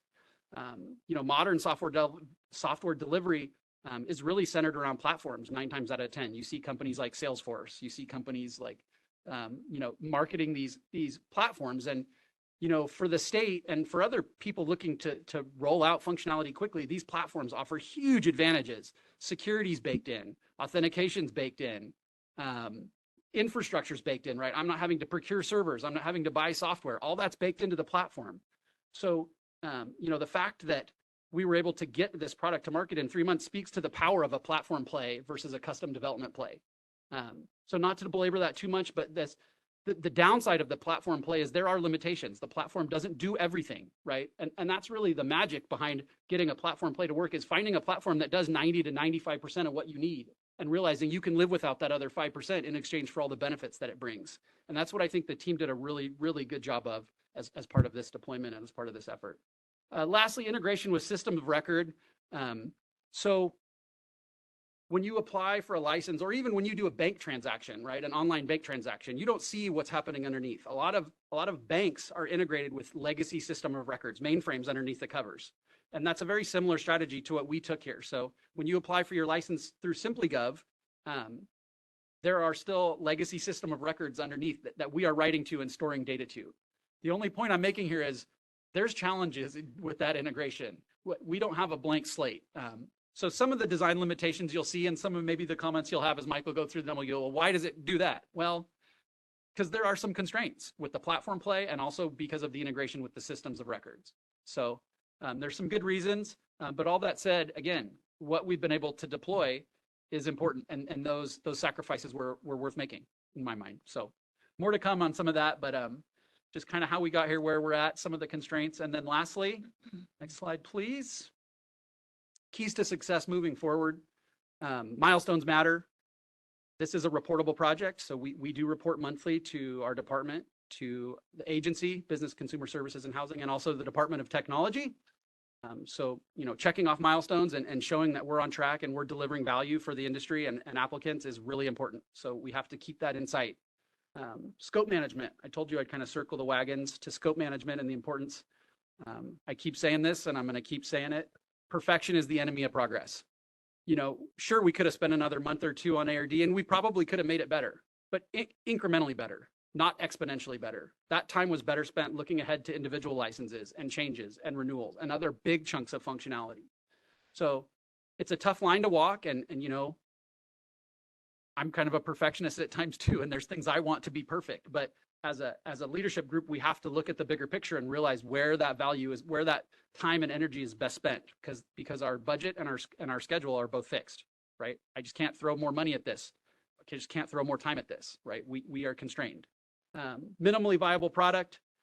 Again, the concept of an MVP is really important as we look to balance that. What is the absolute minimum that we need to get it out into production? Once we get it out into production, we can continue to improve it, right? That's not the last product. An example I'll use is Microsoft Word. Microsoft Word has been in production for 20, 30 years, right? That product has thousands of defects and will always have thousands of defects. Had Microsoft waited for perfection, none of us would be using Microsoft Word. We'd be using some Google product or some product, right? The product, you need to get the product out in the most minimally viable form possible so everybody can experience value, so we can create efficiencies in the back end, so we can start collecting money at the front end, right? That saves time, that saves money. We can continue to reinvest those savings into improving the product. Minimizing rework. This is where testing and, you know, providing really consistent and quality requirements is important. Michael's been working really well with his team to help to provide those requirements to the vendor.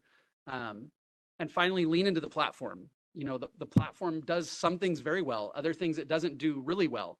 But the more we can lean in and take advantage of that native functionality, we save ourselves time, energy, testing resources, and ultimately money, because we're leveraging capabilities that are already built, that are already tested, that are already there. And anytime we can do that, that's a win-win, right? Testing velocity, again, something really important. Kind of the state responsibility in a lot of this is to do that testing. We have another huge test event coming up as we look to roll out station licenses. So Michael's right here. I know he's getting a little worried about testing stations because it is going to be another huge effort. And I always use the analogy of a plane, right?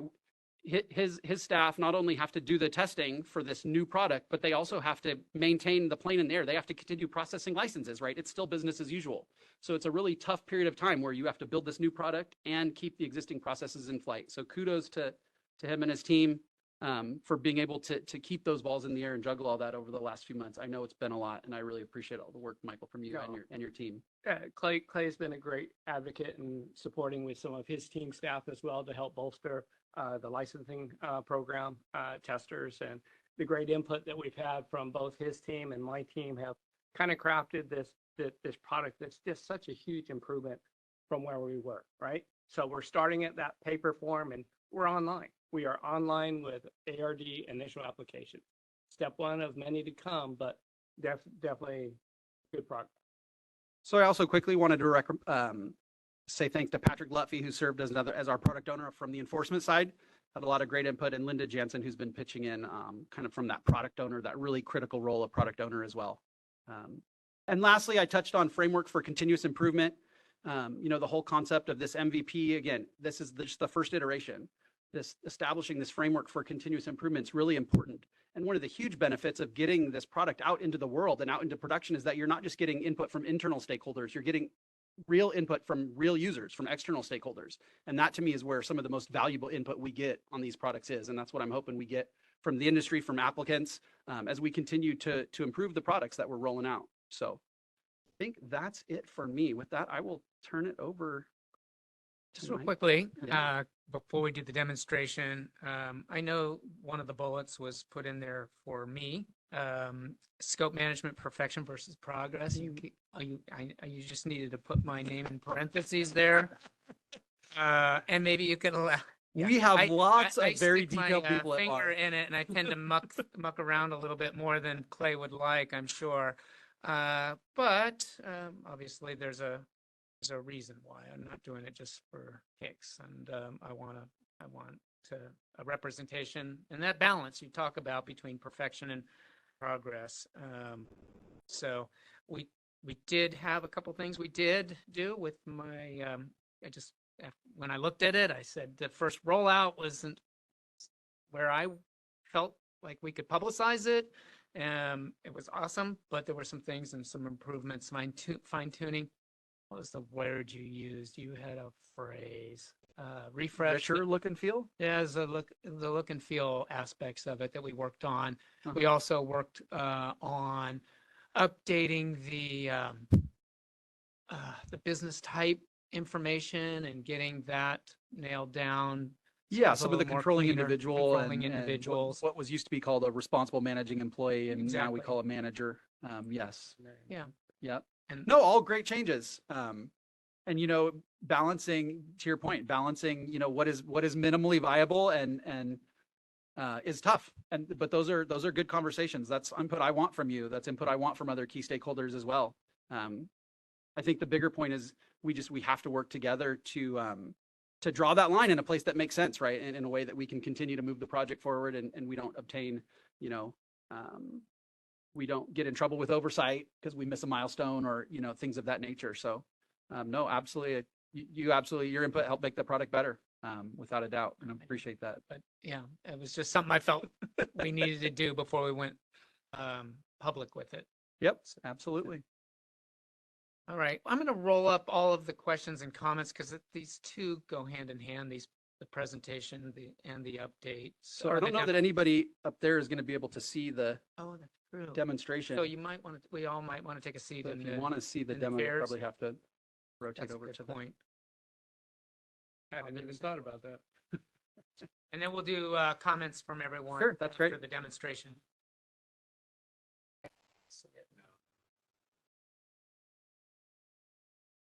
You guys can see? All right.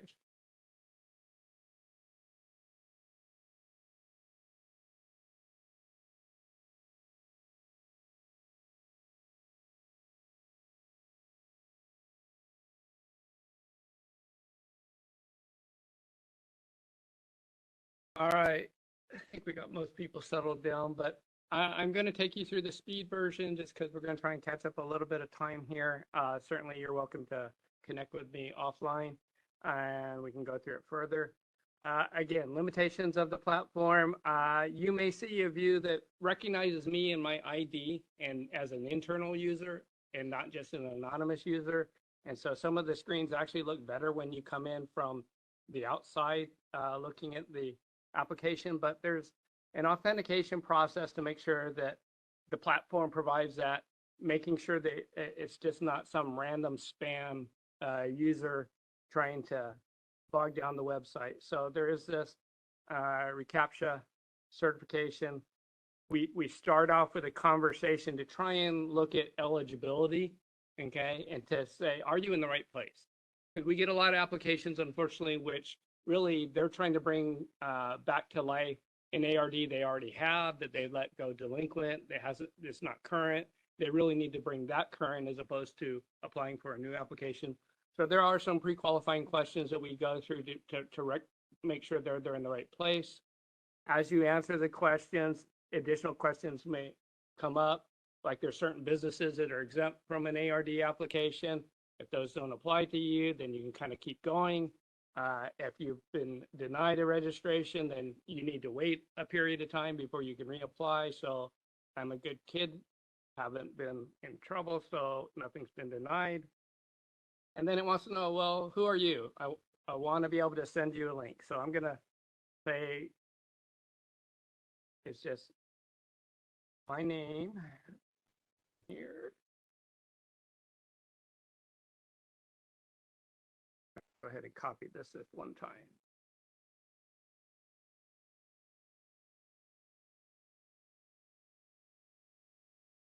Because I'll need that later. So at that point, it's saying, hey, I'm interested. I want to apply. I qualify. I'm eligible. Let's get you started. So you get these thank yous, which basically, okay, sounds like you want to apply. So you should be receiving an email. It's being sent to your email box. So go check your email box. Now, I do have to wait within this Wi-Fi network to get that come in, but usually before I get a notice, it's already there. And one of the big benefits of that process, obviously, is we now know the email address and we know that email address works. So future communications, you can send with a lot of confidence knowing that email address is valid and works, right? And they've now clicked the link that you sent them. So it's already assigned it a reference number. We call it a bar ID number, but basically the communication is fairly simple. It's like complete your application. You're going to see simple language within the subject lines, a hyperlink to where we want you to go. And basically at this point in time, we click on that. It's going to take you right into the, hey, I'm not a bad actor. I want to go in and complete the application. And this is where the pages will load for you to complete your application. And the ones that apply, there are these tabs at the top, and I'll talk through the tabs a little bit later in the demonstration, but it's going to take you through, first off, the general information tab, which provides some of the general information that was on the paper form, as well as kind of an application checklist of, hey, there's certain pieces of information, and a lot of these pieces or documents were ones that applicants found or were missing when they applied. And so their applications were deficient, and we're going through snail mail, go back and forth and all of this. And it's like, here's your laundry list of what you need to bring to the table. Might want to collect that, gather that. You know, there's other information here about potential expedited licensure that you may qualify for and the documents that support expedited licensure. And then at the end of it, it's like, yeah, I got through this page. I understand what you're asking for. And then you're going to move on. So now I want to know about the business. Okay, because these are the key informations that we capture. It's just my auto. I'm going to use that. Put in my phone number. And these are familiar. The business types, same things that we've captured historically about business service types. You may have to scroll down and find, you know, if you're going to be a general repair facility, and we require certainly that you're at least some type of facility, but many of them select, well, I'm also some other diagnostic center. And then we use the benefits of the platform, and they have this Google search feature. And it'll help you find a good, valid address. And so we stop interpreting people's handwriting, right? Is it a 0? Is it a 6? Is it a 1? Is it a 7? Okay. And their own internal abbreviation for what they think their street address is or should be. And it'll pre-populate that for you. But obviously it's not 100% capturing everything, but you can put a suite number there at the top.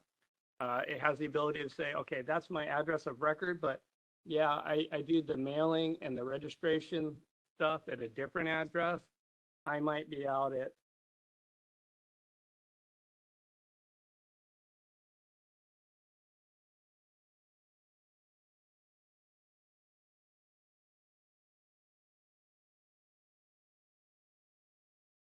without my number. So that's our other DCA building. So I can capture both of those really easily. And then now I'm into the ownership. And ownership is one of these simple but complex concepts where most people come in as sole proprietorships, okay? But many of them grow into becoming corporations or LLCs and then have to apply for a new ARD because it's a new ownership structure. And so this is where the online platform helps guide them through the process of the documents and supporting information that's needed. So if I come in here and I'll show you the happy path eventually, but this is where we're going to get in here and we're going to get into the ownership information because sole proprietorships can only have one owner, right? And I probably should have bought it out, but corporations, well, that's where we're going to have to capture information about corporation name, corporation number. Okay, we're going to have a statement of information to show that you're current, valid, and who your officers are. Okay, and then down here, there's the corporate officer information where we're going to capture who's the president or CEO, et cetera, for the officers. So those options are out there for the business entity types, and so the platform kind of drives to whatever specific type that's selected. Again, I'm going to take you down the happy path. And I'm a sole proprietor. I'm just reporting under my SSN, so I don't have anything there that applies. You'll notice there's not a red asterisk. It's not required for an ownership, sole proprietorship. I'm going to say I'm a newbie, so I didn't buy it. So it's not a change of ownership. I'm just getting into the business and then try and do some of the same information education about. We're going to start talking about the controlling individuals of the business. Okay, and this is where, as an owner, I'm going to put in, hey, what's my birthday? Well, for today, I'm just M. Okay, and we'll capture first, middle, last, any suffix, the email address, phone number, both social security number. There's a validation because this is anticipation of text and other things where they often miskey. And so there is a authentication there. If it matches, you can kind of keep going. If you've made a typo, it asks you to revisit that. And then we require photo ID. And so the most common one tends to be the state, California. Got my screen blowing up like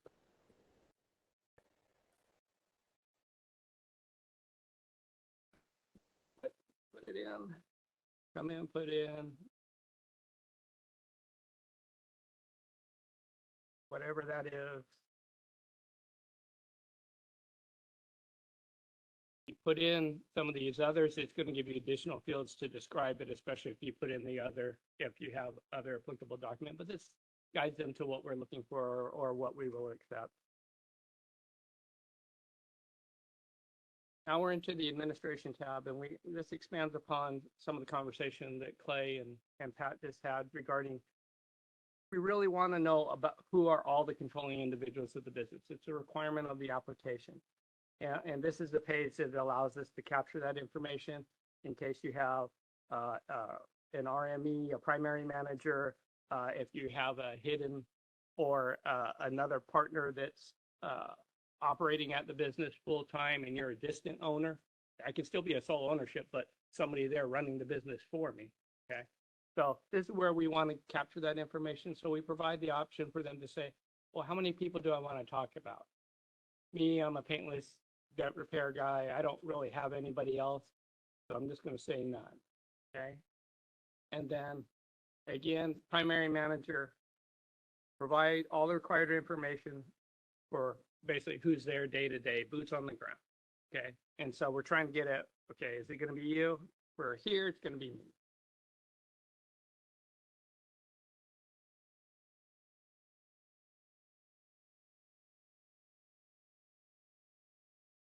And validation for who this person is.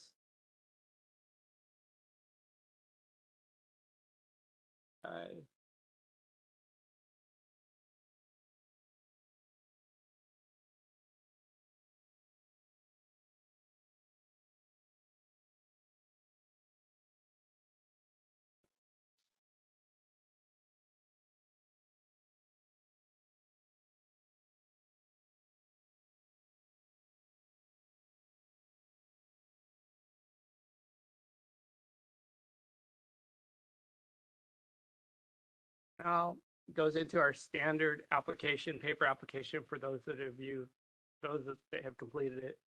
Where it's going to get into, well, do you have a current license? I don't, I'm a newbie. Have I been licensed before? I do say yes, it's going to give you different boxes. It's going to give you the opportunity to put in some text about the prior licenses that you've had.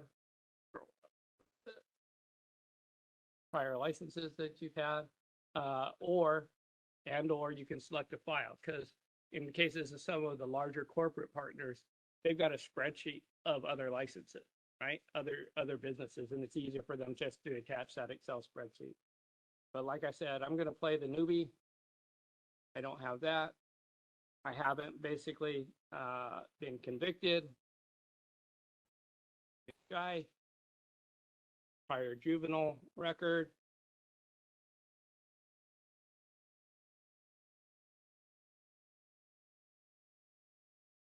Don't have a pending item. It's out there, and I've not had any discipline. And again, answering yes to any of those boxes gives you a box to describe it in the detail that it's asked for, and the option to attach something in case you have it in a document form. So with that, then we go next to this military resettlement. And this is kind of the expedited licensure and what you may qualify for. And also capturing a requirement on whether or not you've served within the military. But basically, if I've been discharged, I may be qualified for expedited licensure. It's going to ask you for certain documentation. I'm going to say no at this point, but these are the similar questions that may qualify you for expedited licensure, and it'll give you what attachments or information is needed. Same thing with the refugee, asylee, or special immigrant visa status. The different documentation will come up based upon how you answer the question. Yeah, if I'm applying as a refugee, then there's certain documentation that I need. But if it's none of the above, you can kind of just keep going. With that, this is that conversation where we're starting to collect educational certifications. And these are the nationally recognized ASE, ICAR, OEM, or post-secondary automotive certification, okay? And so you have the option to say, yes, I do have some. How many do I want to submit? What type? I'm going to say, I'm going to put in an ASE.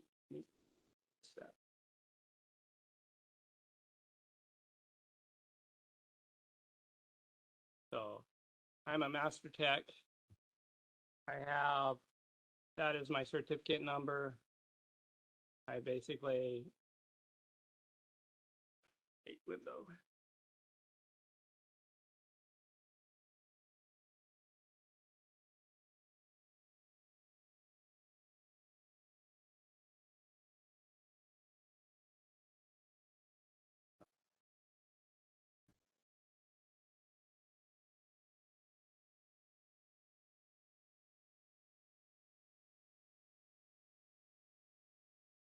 You can upload a copy of your certificate here.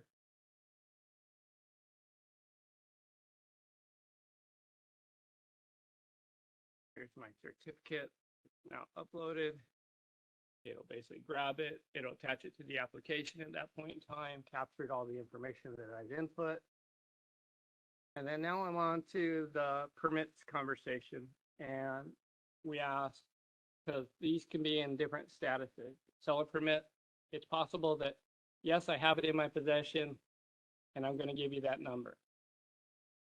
So it opens a box. I put in whatever my permit number is.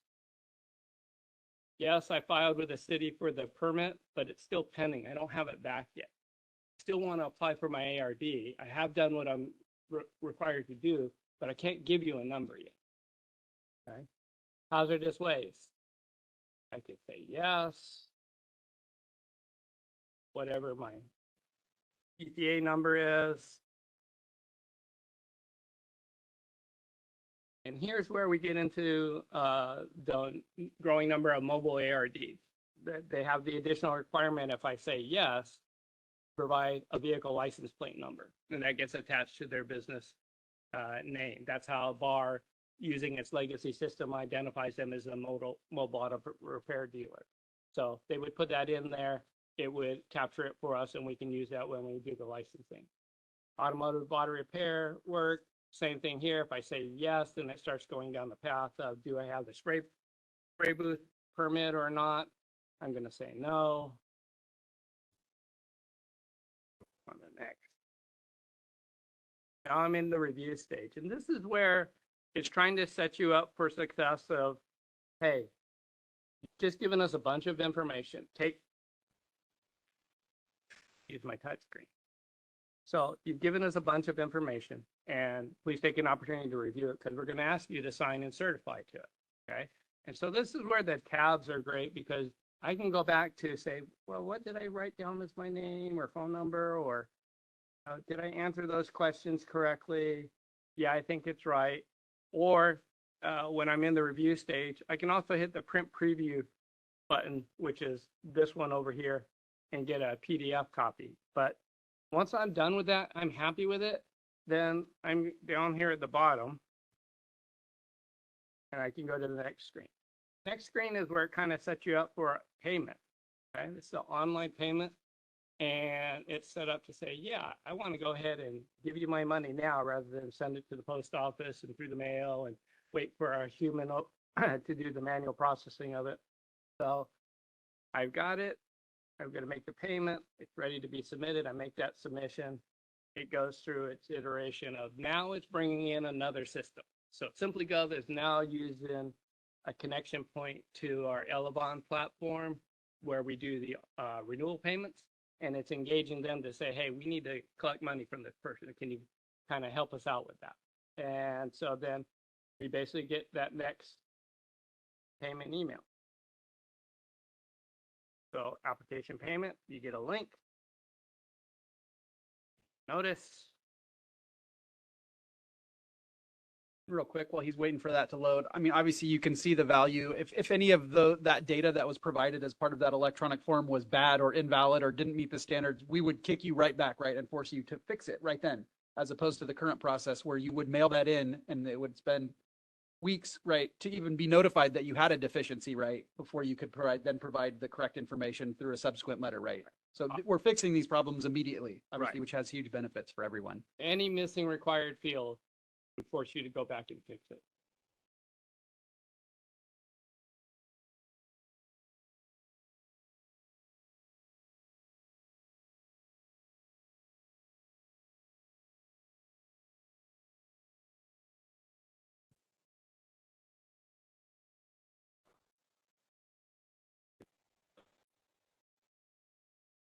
No fee. Don't use your personal card right there. Yeah, we'll get out of that one.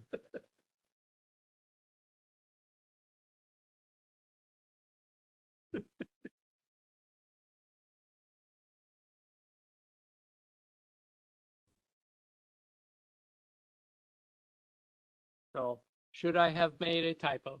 Should I have a bad card? At this point, it's going to tell you that. So it's doing the check or the credit card authorization right now. Again, now we're using multiple systems at the SimplyGov platform. It's connecting to the Elevon platform. And so it does take a little bit of time for it to go back and forth a little bit. So what you'll normally see here is while I'm spinning here, I will get a notification within my inbox of a receipt. And that receipt will come in from Elevon, basically an order confirmation right here. And they got my money. Okay.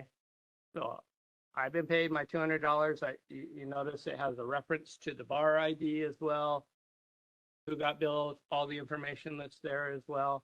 And so that's all done there. So it's going to take you to, well, what's the next step in our process? Well, the next step in our process is you just send us an application. So we need you to, again, sign your application.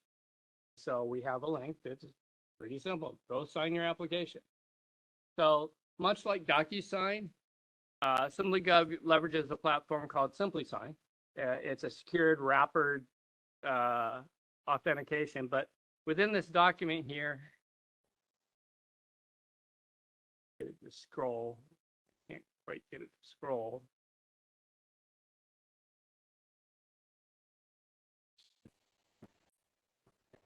I don't have my scroll bar. Well, let's just sign it. Because it does give you the opportunity to review your document. Basically like other online signature platforms. You sign it, you really sign it. It basically says at this point, hey, you've applied. An email is going to be sent with your application, your signed application, and if we need anything else, you'll be notified.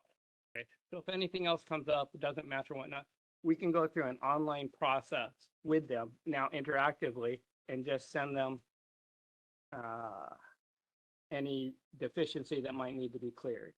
I didn't set this one up with a deficiency, but I'm going to give you an example from yesterday just so you can kind of see what happens. Here we received your application. You get a copy of the application attached to it, but after it's reviewed by licensing, you may get a notification from one of the processors that says, hey, we have it, but there's something that's still deficient. And so I just did this as kind of an example of, my comments. please provide full name and not just first initial. Your application cannot be processed until it's clear. And then there's the link to go back into that application, give us your full name, and then resubmit it back to license processing for additional review. So it's a very interactive system. And again, when you compare it to sending snail mail back and forth, either initially at the payment side or on the deficiency clearance side, huge opportunity to gain time. So that was high level. I'll stop there. One quick point I'll make on the signatures too, different ownership types required signatures from different people. For example, a partnership would require signatures from both partners. So that's another really key piece of this platform is it routes those signatures to the right people automatically, and then we can track who signed and who hasn't and help the applicant through that process. As well. And it'll walk them through partner one, then to partner two. Like for corporations, it just takes one of the primary three officers to sign on behalf of the corporation. And so is part of the workflow, it asks you to declare, well, who do you want me to send this to, and put them in slot one or controlling individual one so that we can basically route it to the proper person there. And same thing with LLCs. That's been somewhat complex in the past. We're asking you to identify the LLC manager that's on file, or if it's a member managed, who is that individual that has signing authority on behalf of the LLC. All right. Wonderful. Awesome. Great job with the presentation and the demonstration. I just wanted to clarify before we open it up for questions and comments. A response to a question I think we got earlier from, I think it was Rob Wright. And as you can see from the online application, you can upload as many certifications, educational certifications as you want for each of your employees. What I responded, and I kind of skipped that part, is we will only be able to display with a symbol that you have one or more employees with an ASC certification, and maybe you have multiple ASC certifications. So we're only going to be able to display with a symbol and not drill down to the individual employees. But you can upload as many as you want in the application process. Sorry about that. I wasn't clear on that maybe in my response. So I wanted to circle back to that. Let's go around the dais here for questions from Bar Advisory Group members. Jack, I saw your name first. Jack Maladona. Yeah, thank you for the presentation. I have a question. Been helping businesses over the years on these applications. The one that's the most difficult are the LLCs, and especially for larger type businesses. That happens a lot with dealerships and just big businesses. Yeah. They're under an LLC, but then the LLC, they're underneath another LLC, right? I mean, Correct. You can have 4 or 5 LLCs. Correct. Okay. So if they're going to go through this, and I saw those red asterisks, and they're getting in there and it ain't working, right? It's just like, they're pulling their hair.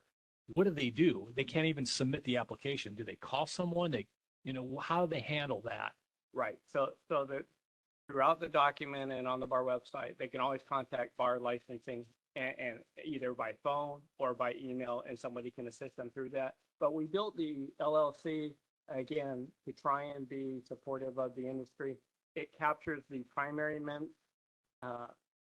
information and the members associated with the top level LLC, right? Because it can be an LLC that's owned by an LLC plus a corporation plus a trust plus a couple of individuals. So we're definitely trying to capture that information very succinctly. But then there's the ability within the controlling information pad to give me more, right? And it's a little bit more generic to just give me all the rest. Give me an organizational chart, which helps me see the structure that you built to support this LLC. Okay, and it's the typical box structure where every row of LLC has to add up to 100% as far as the membership, and the details of an LLC, the membership details are within the operating agreement, right? And even some of the third-party administrators that do some of the licensing and assist some of the larger corporations in doing this, their front-end processors aren't always real comfortable or knowledgeable about what documents are needed or why they're needed, right? Because they're just being told to go do a task. But it's like we need that operating agreement, because within the details of the operating agreement, it defines who are the members of that LLC, what membership interests do they hold. And my point was the LLC, the members are LLCs, and then when you start digging down, I'm just worried that they're not going to be able to get through the application. That's all I'm saying. And Because, you know, it's set up for just a simple LLC. I get that. But if the members are LLCs, I've seen that happen where you've got to get a diagram. I mean, it gets complicated. Without a doubt, LLC is the most complicated, and that's why it kind of has its own little path within here. But the reality is, one of the requirements of the ARD application process is that we identify the controlling individual, and at any level within that LLC change, LLC owned by one, LLC owned by another, owned by LLC number three on the three tier, we have to get down to the individual name. Who are the people? Just like in a partnership, do I have 2 partners? Do I have 7 partners? Okay, I need to know who are the people behind corporation. A little bit different with the corporations. We're primarily interested within the top level officers, but by definition, any controlling individual, primary manager, RME, are supposed to know as part of that application process. So real quick, Jack, that's it's a challenging area for sure. Yeah. I think what we've implemented is going to be an improvement compared to where we're at today in terms of the paper form and trying to get that information and helping set expectations with applicants. But like I mentioned, there's always opportunities to improve. So if anybody has suggestions, they go through the process and can't figure it out or are struggling, we're totally open to other ways we can collect that information, other fields we can populate, anything we can do to make it easier to get that information and meet the requirements. We're totally open to, My to those question is, if suggestions. you're going to have a hiccup, what do? I mean, you have to sit there and pull out your hair up. Because I get those calls, right? We have processes I'm to help. stuck, Jack, Absolutely. help us here, whatever, you know, and then I'm sending email, you know, we're trying to fix it. Absolutely. That's what I would ask. We have some But thanks. workarounds in place to help those applicants Truly, for sure. and we have appointed staff to kind of shepherd those, because it is a unique application that's complex. But I think you may have worked with him in the past, but we have assigned staff that can be a contact to help guide those individuals through that process and what needs to occur. Additional, Tess? Second Jack's comments, that excellent job, and kudos to you, Mike, for live demoing. Never easy to have an entire room of people follow you live like that. Question, because I know in the very beginning you showed somewhat of a checklist, but I wasn't able to completely grasp what was on the checklist. I think tagging on to a little bit of what Jack is saying, is there an opportunity to have somewhat of an overview where it says you will need to do XYZ, then there will be a signature section, then you will be payment, you will be redirected, just to give them a map, because it's very easy to watch you and see the flow, but it may be different as that user entering for the first time and not knowing where you're going to end up, and they could potentially think they're done and maybe miss that other email that still requires further action. So I was just wondering if there might be something in there already that I didn't see, or something to add. I wish we had more time. Yeah. Within the emails, there's actually always the reference to be able to call our staff or email our staff.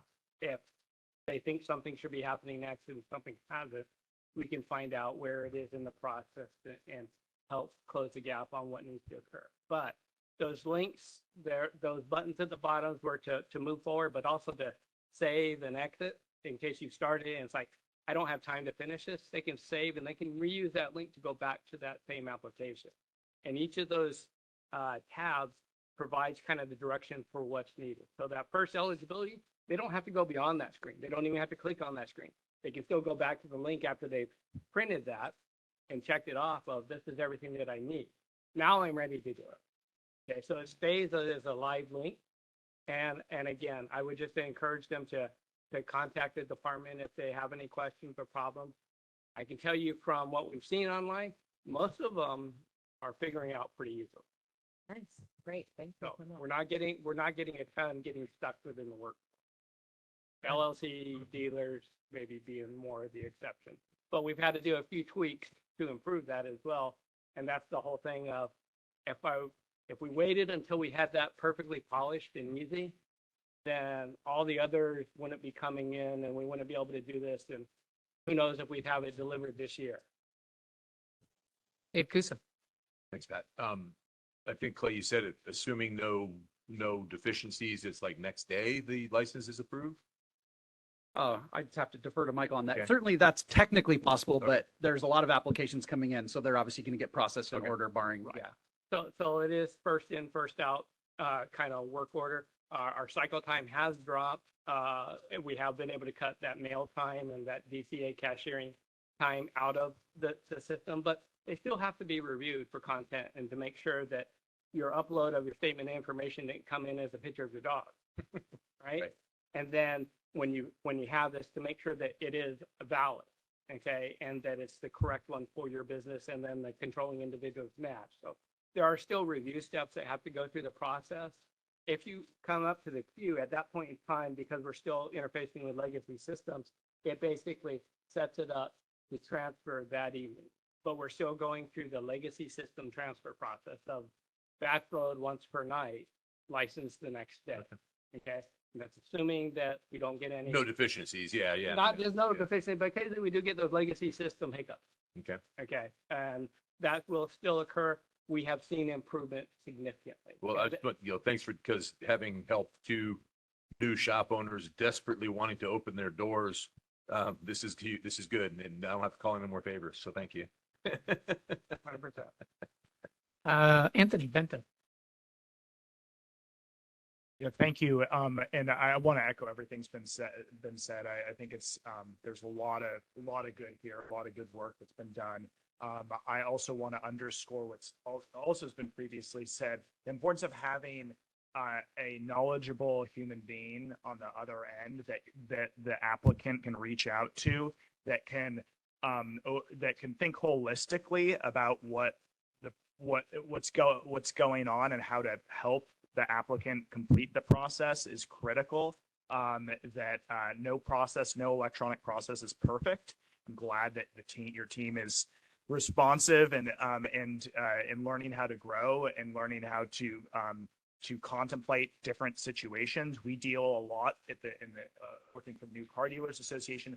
There's a lot of churn, a lot of buy sells there's that are going on, and these operations can be quite large.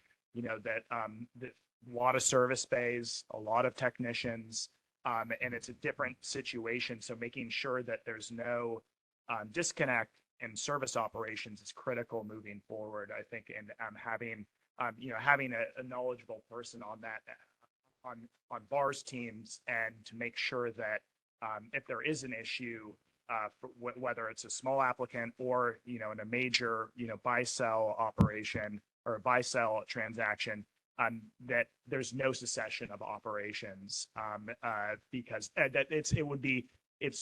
we've encountered, unfortunately, with the Department of Motor Vehicles and their online application process, a lot of issues over the past 18 months, and it's been that we've been kind of distressingly close at times to situations where there would be a cessation of operations due to frankly, a bureaucratic failure, and it's not good in anyone's interest to have that situation happen. So I just want to underscore how critical it is, in particular with those larger operations, to make sure that there's no cessation of operations due to just a hiccup in the system.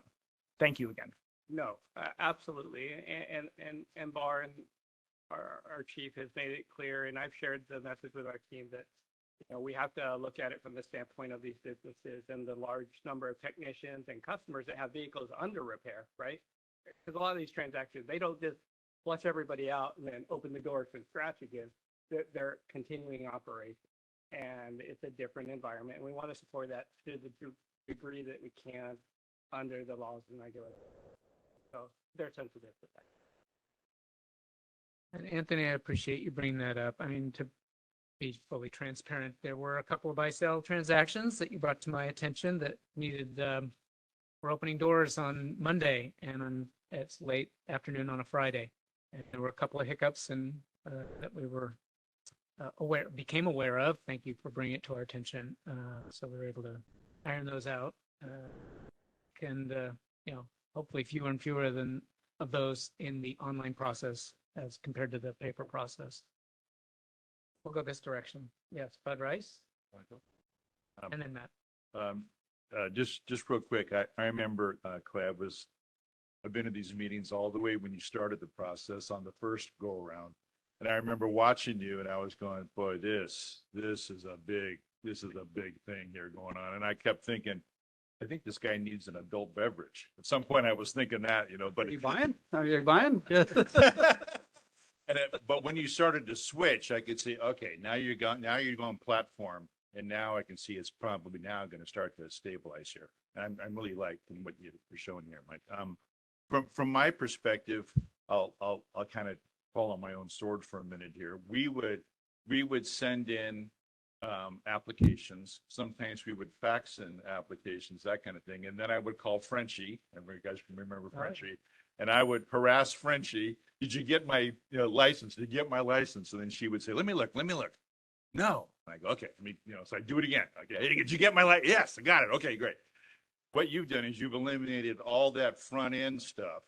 And now it's only if I have a problem, but I have to call Frenchie, right? Because you've eliminated all that front end stuff. And like Anthony is saying, at least I have some comfort level that if I needed to call a Frenchie, I'm pretty comfortable that I could do that. The second point I wanted to make is going along with what Jack was saying and piggybacking off of what Tess was saying, there is some complication in some of the LLC scenarios. So if you were to combo up what Jack was saying and then what Tess was saying with the checklist, and if you had the checklist, are you an LLC? Click yes. Are you a parent or a child to it?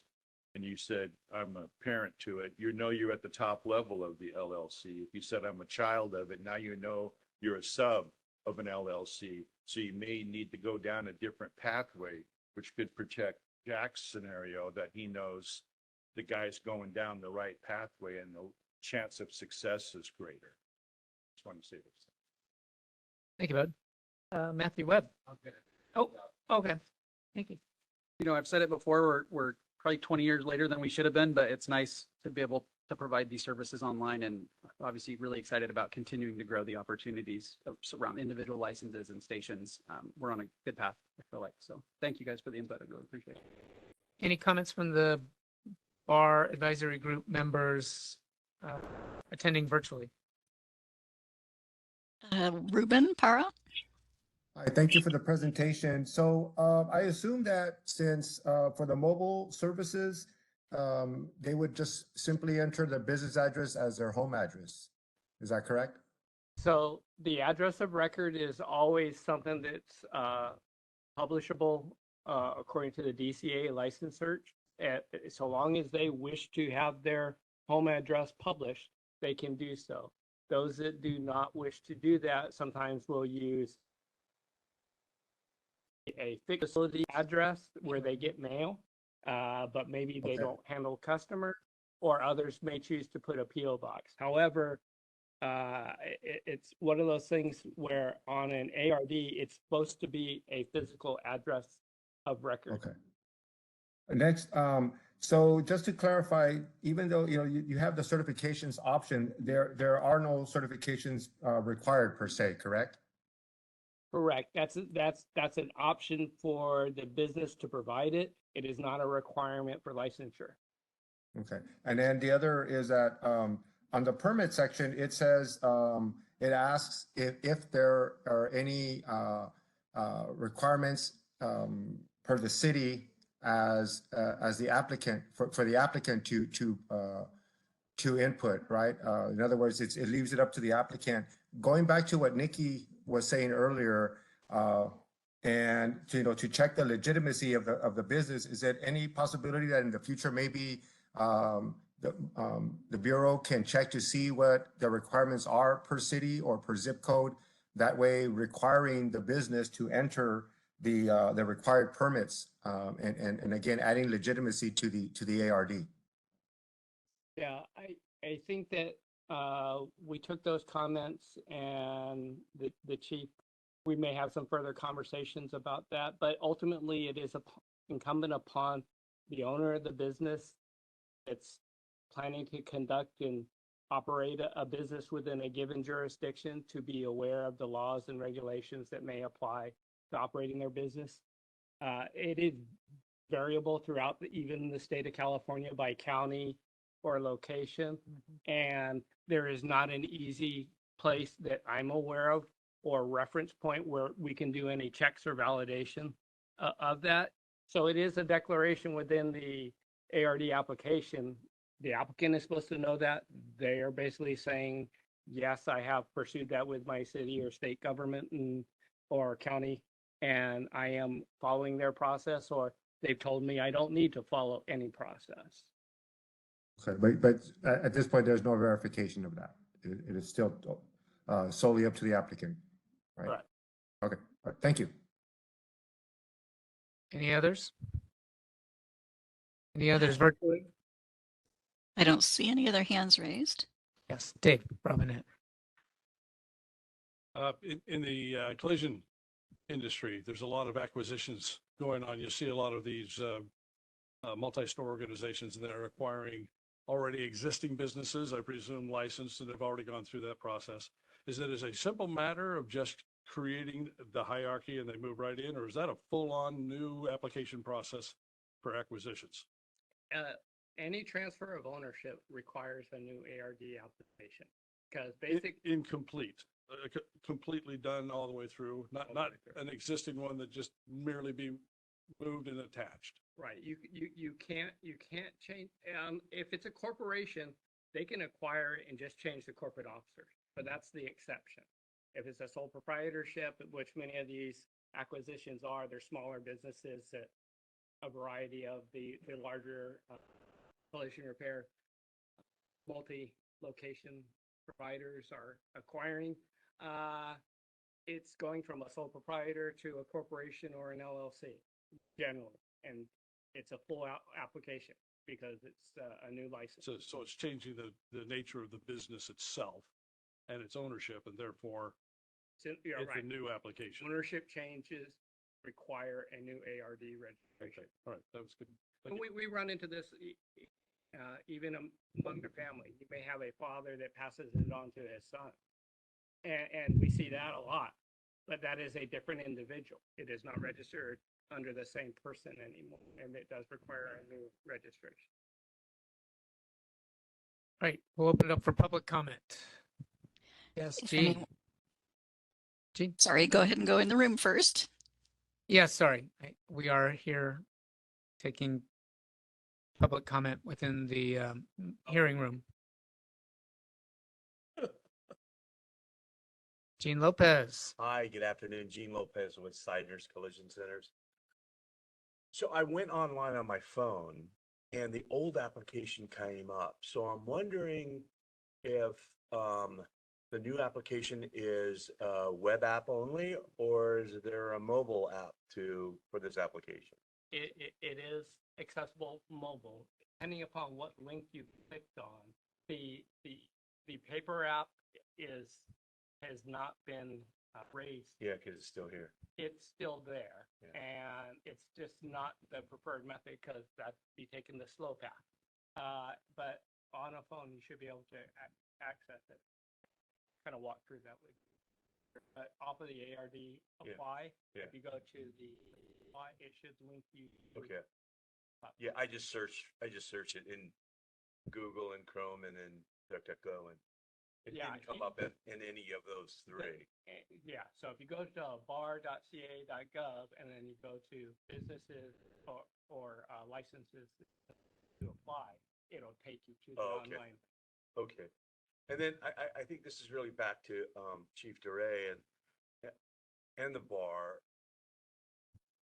There's now an opportunity for an applicant to give the bar greater information about their business outside of an AQM permit, right? Yeah, we have a spray booth and this is a permit. But what about all the other equipment that is required to repair a vehicle to vehicle manufacturer requirements, right? And so I think and this has been an ongoing conversation, but I think it's time to bring it to the table. Like, it's so easy to apply now, and it's great, good for you both, right? Great presentation, great demo. But now we can go a step further. I believe we can. And if we're going to go a step further, maybe we increase the cost of the license so that we can have an assessment on the property and the equipment that these repairers are saying they have, right? Currently, if you have OEM certification, if you apply to become part of an OEM certified repair network, you have to be assessed, right? So you fill out an application, you tell that OEM that you have all this equipment, and it's a 2 or 3 page document of equipment that's required to be an OEM certified repairer. Then they come out and check it, right? And for a relatively inexpensive cost, I think it costs $300, right? And so maybe it's time that we can take a look at assuring consumer that this new applicant, that this new business has the tools, equipment, and credentials to repair these vehicles to its pre-accident condition, and that are OEM certified. Thank you, Gene. Great to see you. Moderator, comments, public comment from anyone attending virtually? Thank you. If you'd like to make a comment, you can look for the hand icon and click that to raise your hand, or you can look for the question mark icon, click that, type the word comment into the text box and click send. Are there any comments on the presentation or the demo?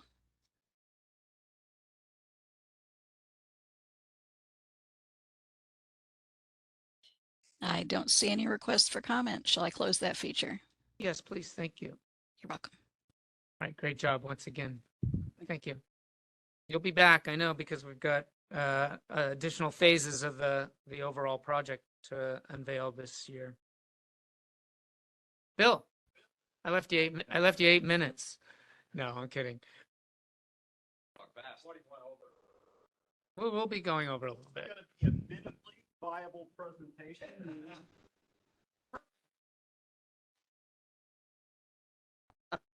Sorry about that. Good morning. Unintended. Or good, it's afternoon. Yeah. Coffee with Bill. Okay, so we'll dive right into this. Zach has asked for the quick version. Next slide, please. ARD, I'm going to spend a little bit of time on this.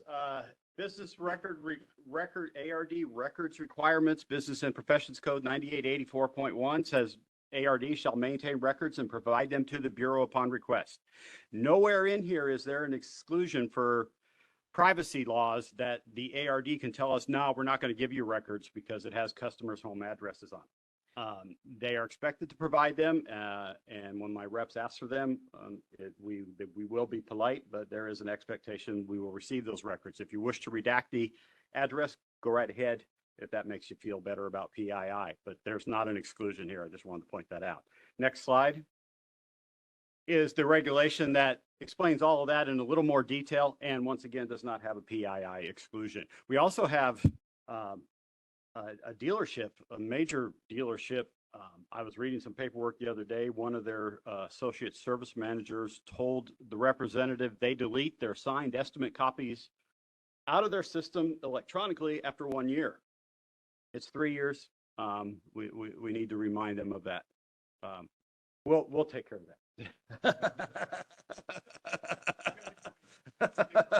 It is. So, next slide, please. So I'm going to talk about a couple of records retention examples and how things work out when the Bureau's investigating complaints, mediating complaints. We received a storage referral from a third-party payer. That's a new term that's going to be out. You're going to grow real accustomed to that term in the coming months. Disputing the number of days for which storage fees were charged, not the daily storage rate, but how many days were being calculated. The ARD claimed they determined the vehicle was not economically feasible to repair upon arrival. The third-party payer prepared an estimate to repair. The ARD continued to disagree, but still went ahead and prepared a supplemental estimate. So they said, we're not going to fix this car, but they got drugged down the path of preparing an estimate. Now they have created a repair transaction, and that affects the number of days that storage is charged. And all we can do is go by the records. Next slide, please.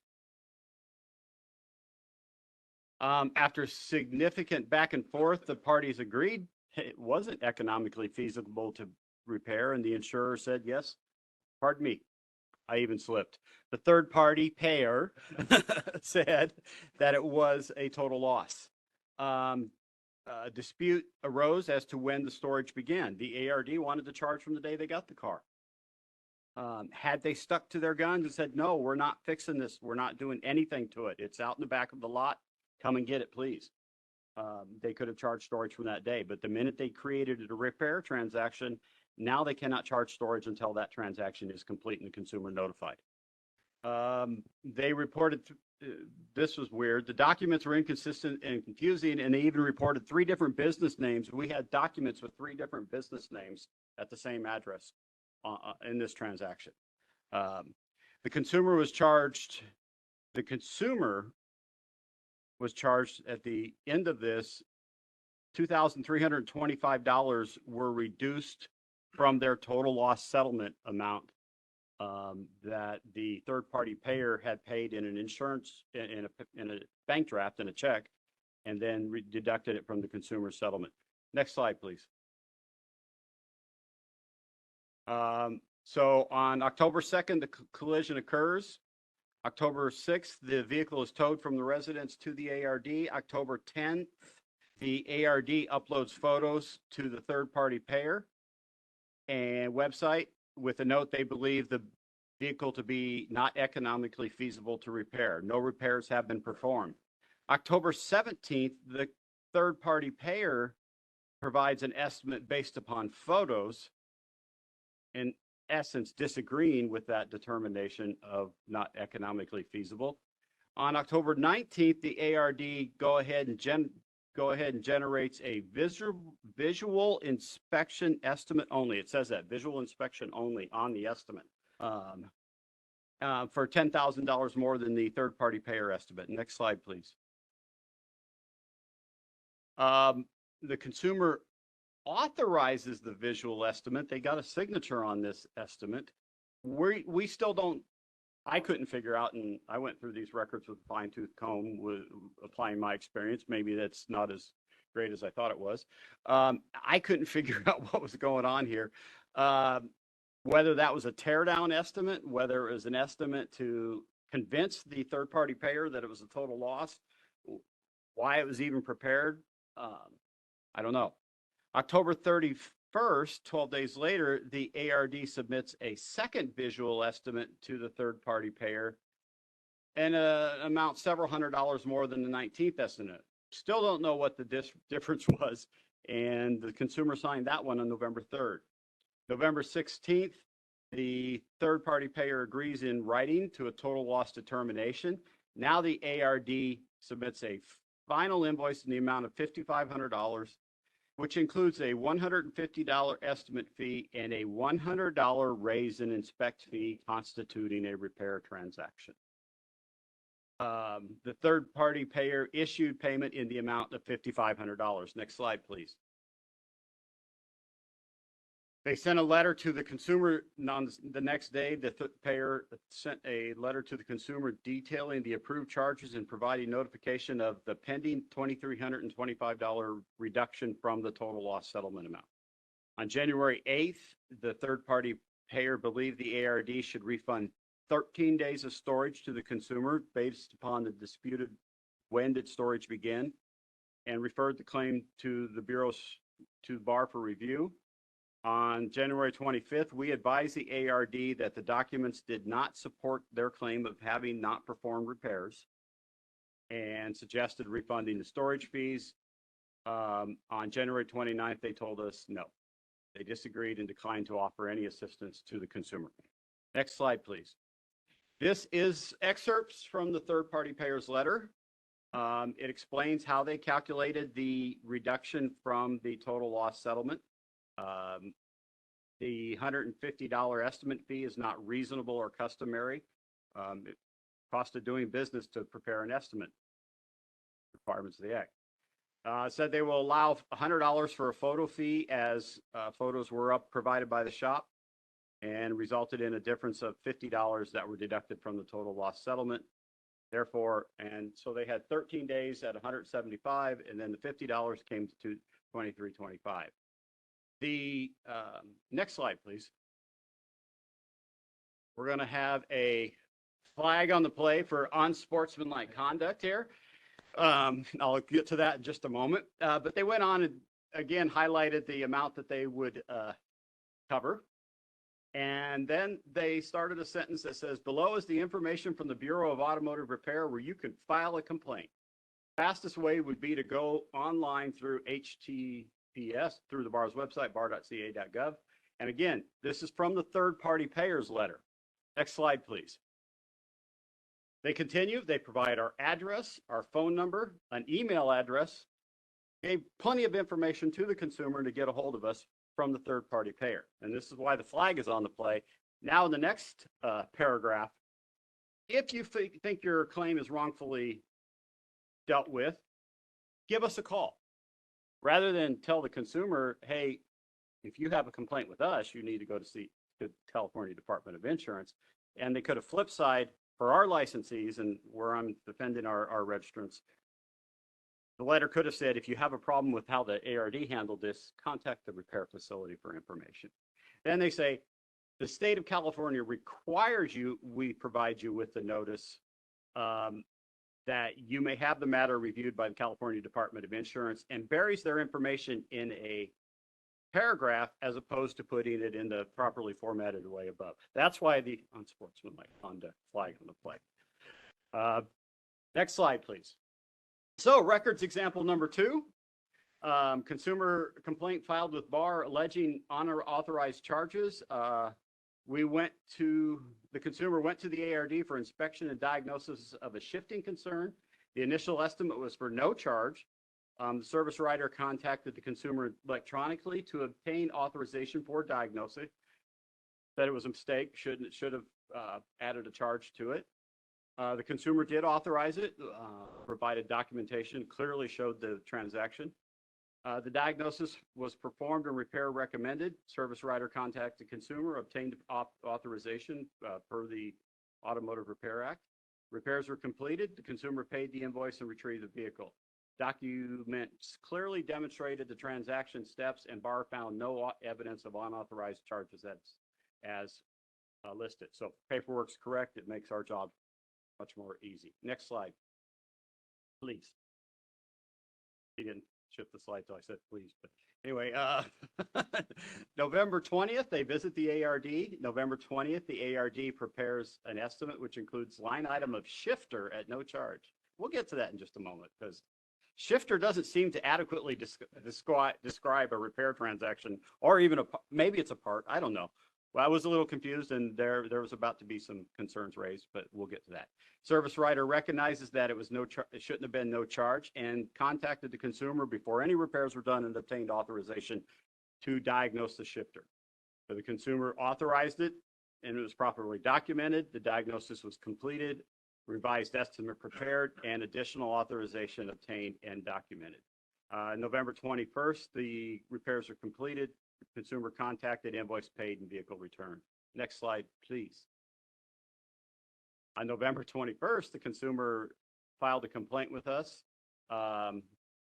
Between November 21st and January 7th of 2024, we reviewed the records and again found that everything was correct.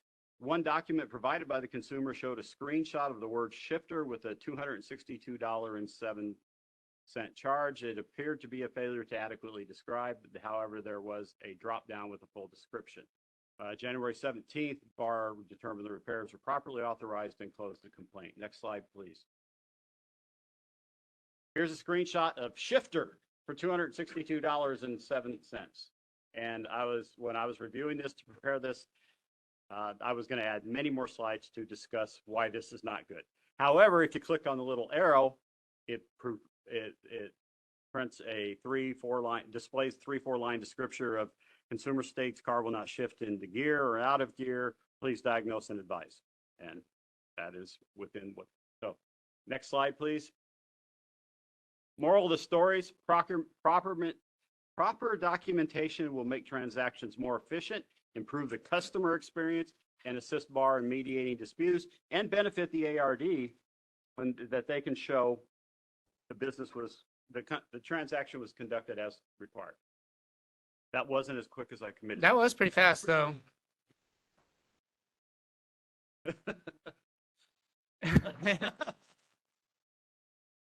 And we'll be running early, and you'll need me to drag out the story. Questions, comments from the advisory group? Jack Maladonoff? Yeah, thanks for the presentation. You rapid fired there. I have 3 comments, or the first one on the first example. You started off by saying that 98, 84.11, that you have, the BR has the ability to go in for records, a reasonable request for records, right? And you do.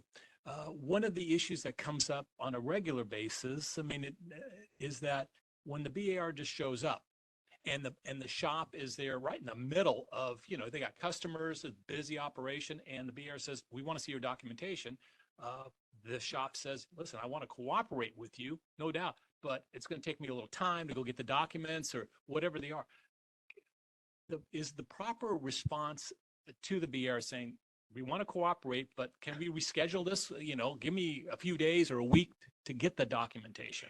Absolutely. Okay. Because there's some times where, and I can tell you, like maybe the Bakersfield field office has to go to, San Luis Obispo, and it's a drive, and they're there, and they get a little frustrated, and they got to drive back, and they're like, no, I want them today, and that creates a lot of tension. But I'm glad that should never be the response. Okay.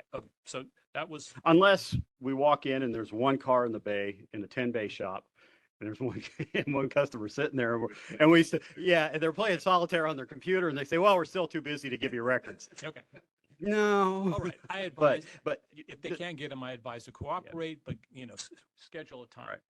Second comment or question is, you made that whole story, the shop got themselves sort of in trouble because they actually prepared the estimate. Yes. In that scenario, the best thing for that shop to have done when the car came in as a total loss is not done anything, not prepared an estimate. In fact, an ARD is not required to prepare an estimate. No, they don't have to do it. If they don't feel comfortable repairing this type of vehicle, or they just don't want to, hey, come and get your car, get it out of here, right? That's all they had to say. And if he would have done that, and the insurance company, the third party payer, dragged their feet for 60 days, they could have started charging storage the day that car came in. Absolutely. Okay. And the third thing, you mentioned there was a comment about charging for an estimate in there. I mean, in theory, I know the practice is no one charges for an estimate, but there isn't anything that prohibits, that I know, that a shop can charge for an estimate if they get authorization from the customer. Customer comes in and says, I want you to give an estimate. And the shop says, to do an estimate on this thing is going to cost you $150. Yeah. You authorize me? They can do that, fully legal. They can do that, right? Absolutely. Okay. Yes. And thank you for bringing that up. And clarifying that point, because it is correct, and that it is proper. Get authorization if it's on the initial estimate as authorized by the consumer, diagnostic fee, inspection fee, estimate fee, whatever it is. What we see all too often is that down the road, an estimate fee gets added in after the fact to try and maintain the value of the transaction, if you will. I agree. You mentioned that you can't charge for an estimate. I'm like, well, that's not Well, legally okay, accurate. and you're right. It is not. I misspoke. I told you it wasn't going to be perfect. It was rapid fire. Thank you for the presentation. I appreciate it. Additional questions, comments? Anthony Bento. Yeah, thank you. I was particularly struck by the writing. Is that a presentation of cases or really a lot of different types of legally required documentation advice is something that I think helpful if there's specific guidance on and like the use of the carrot. If Bar's position is that that's okay to have like a drop down menu to provide further description, it might be helpful in like further revisions of the Write It Right guide or something like that to specifically talk about mobile presentation of like this documentation on mobile devices, because it is, from my perspective, a customer friendly, like to reduce clutter when Right. you're viewing something on a small screen, to have that type of functionality, and to think about the documentation as a more dynamic document than just the static, the 8.5 by 11 sheet of paper. Right. So it's more of a comment than a question. Yeah. But I appreciated very much your example. Thank you. Additional questions, comments? Bud Rice? First off, nice job. This is exactly the kind of stuff I was hoping you'd do. I think it's great. One thing that I've always kind of thought, at least if you go back in the past a little bit, is if there's a problem, what happened and who's right and who's wrong in this thing. So in this situation, not the ones you talked about today, but in this situation, is the customer right or not? Is the shop right or not? Did the shop do something? So you're trying to figure out what happened here. Okay. Right. And it's always been the shop and the customer.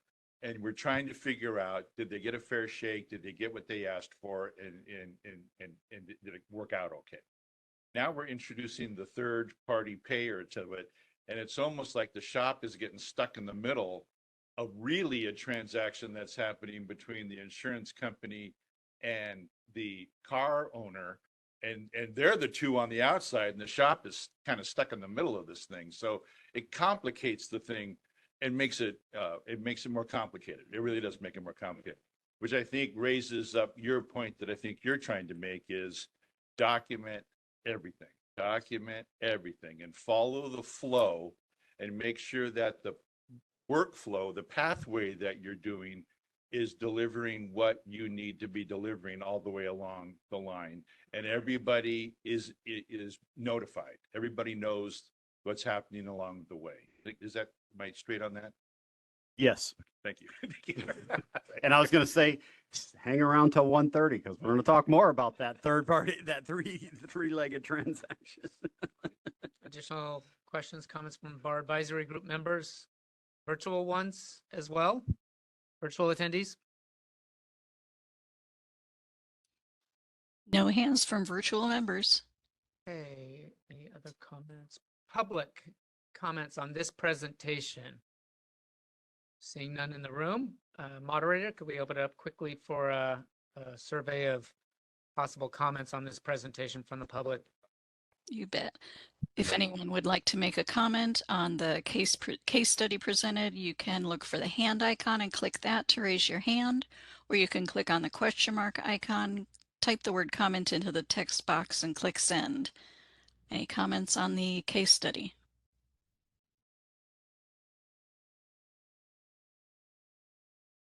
I do not see any requests for comment. Shall I close that feature? Yes, thank you very much. You bet. Bill, great job. It seems like you'll be back on a regular basis. Thanks, Pat. I have no idea what you're talking about. We'll quickly get through the agenda. We're running a few minutes behind, and we've got a workshop in about 15, 20 minutes. I'm going to combine the next two agenda items into one. They're handouts only. Enforcement statistics update and the licensing statistics update. Any Bar Advisory Group members, or let's just open it up for public comment, and Bar Advisory Group members can chime in if there's a comment regarding the two handouts. Public comment? Moderator, could you open it up online for public comment on these agenda items 9 and 10, the two handouts? Correct. If anyone has any comment on the licensing or enforcement statistics, you can look for the hand icon, click that hand to raise your hand, or click the question mark, type the word comment in the text box and click send. Are there any comments on the statistic updates? Nope, I do not see any raised hands or questions. Shall I close that? Thank you, moderator. We're almost there, everyone. Public comment on items not on the agenda. Agenda item number 11. None in the room. Moderator, could you open it up for public comment on. Absolutely.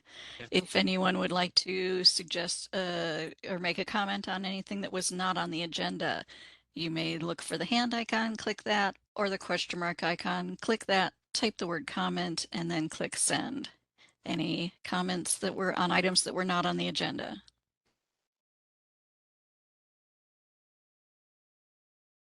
I do not see any requests for comment. Shall I close that up? Yes, I've got one here in the room though, and Anthony, right. one of our bar advisory group members. I just wanted to note that the DMV, the New Motor Vehicle Board, and CNCDA, as well as others, are holding two press events to promote the completion of the Takata airbag recall, specifically among like disadvantaged Californians. There's still quite a few vehicles that need to be repaired, and unfortunately, a few Californians have lost their lives to this issue. So there's an event on the 13th in Roseville of May, and on the 14th in Cerritos in Southern California. Both are at 10 a.m. If anyone is interested in attending, feel free to reach out to me. If anyone has any questions, would like to learn more, again, please don't hesitate to reach out to me. And I know that BAR is invited to attend those events as well. So thank you. Thank you for bringing that up. All right, we'll close that agenda item if seeing no other hands. Next Bar Advisory Group meeting Thursday, July 18th, 2024. It'll more than likely be in this room. So if you're in attendance today, you know where to come back in July. We'll send out the notices 10 days or more in advance of the meeting. I don't know yet if we're going to have a workshop attached to it. We'll make a decision on that depending on this, the progress of various regulation packages that are under development at BAR. And that's it for that. And if there's any agenda items that you'd like addressed at the Bar Advisory Group meeting, shoot me an email or Zach.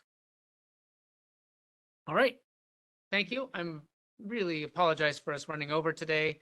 It's always tough to plan these agendas and how much to put into it in terms of presentations. You can never anticipate or foresee the amount of comments or questions and responses that are going to be required to satisfactorily address the concerns and interests of each topic. So we do our best, and that's why we always put in there a time frame with or until close of business to give us a little cushion there. So we are going to adjourn. It is now 1:17 p.m. Thank you all for attending. Hope you have a good spring, and we'll see you in the summer at the next meeting in July.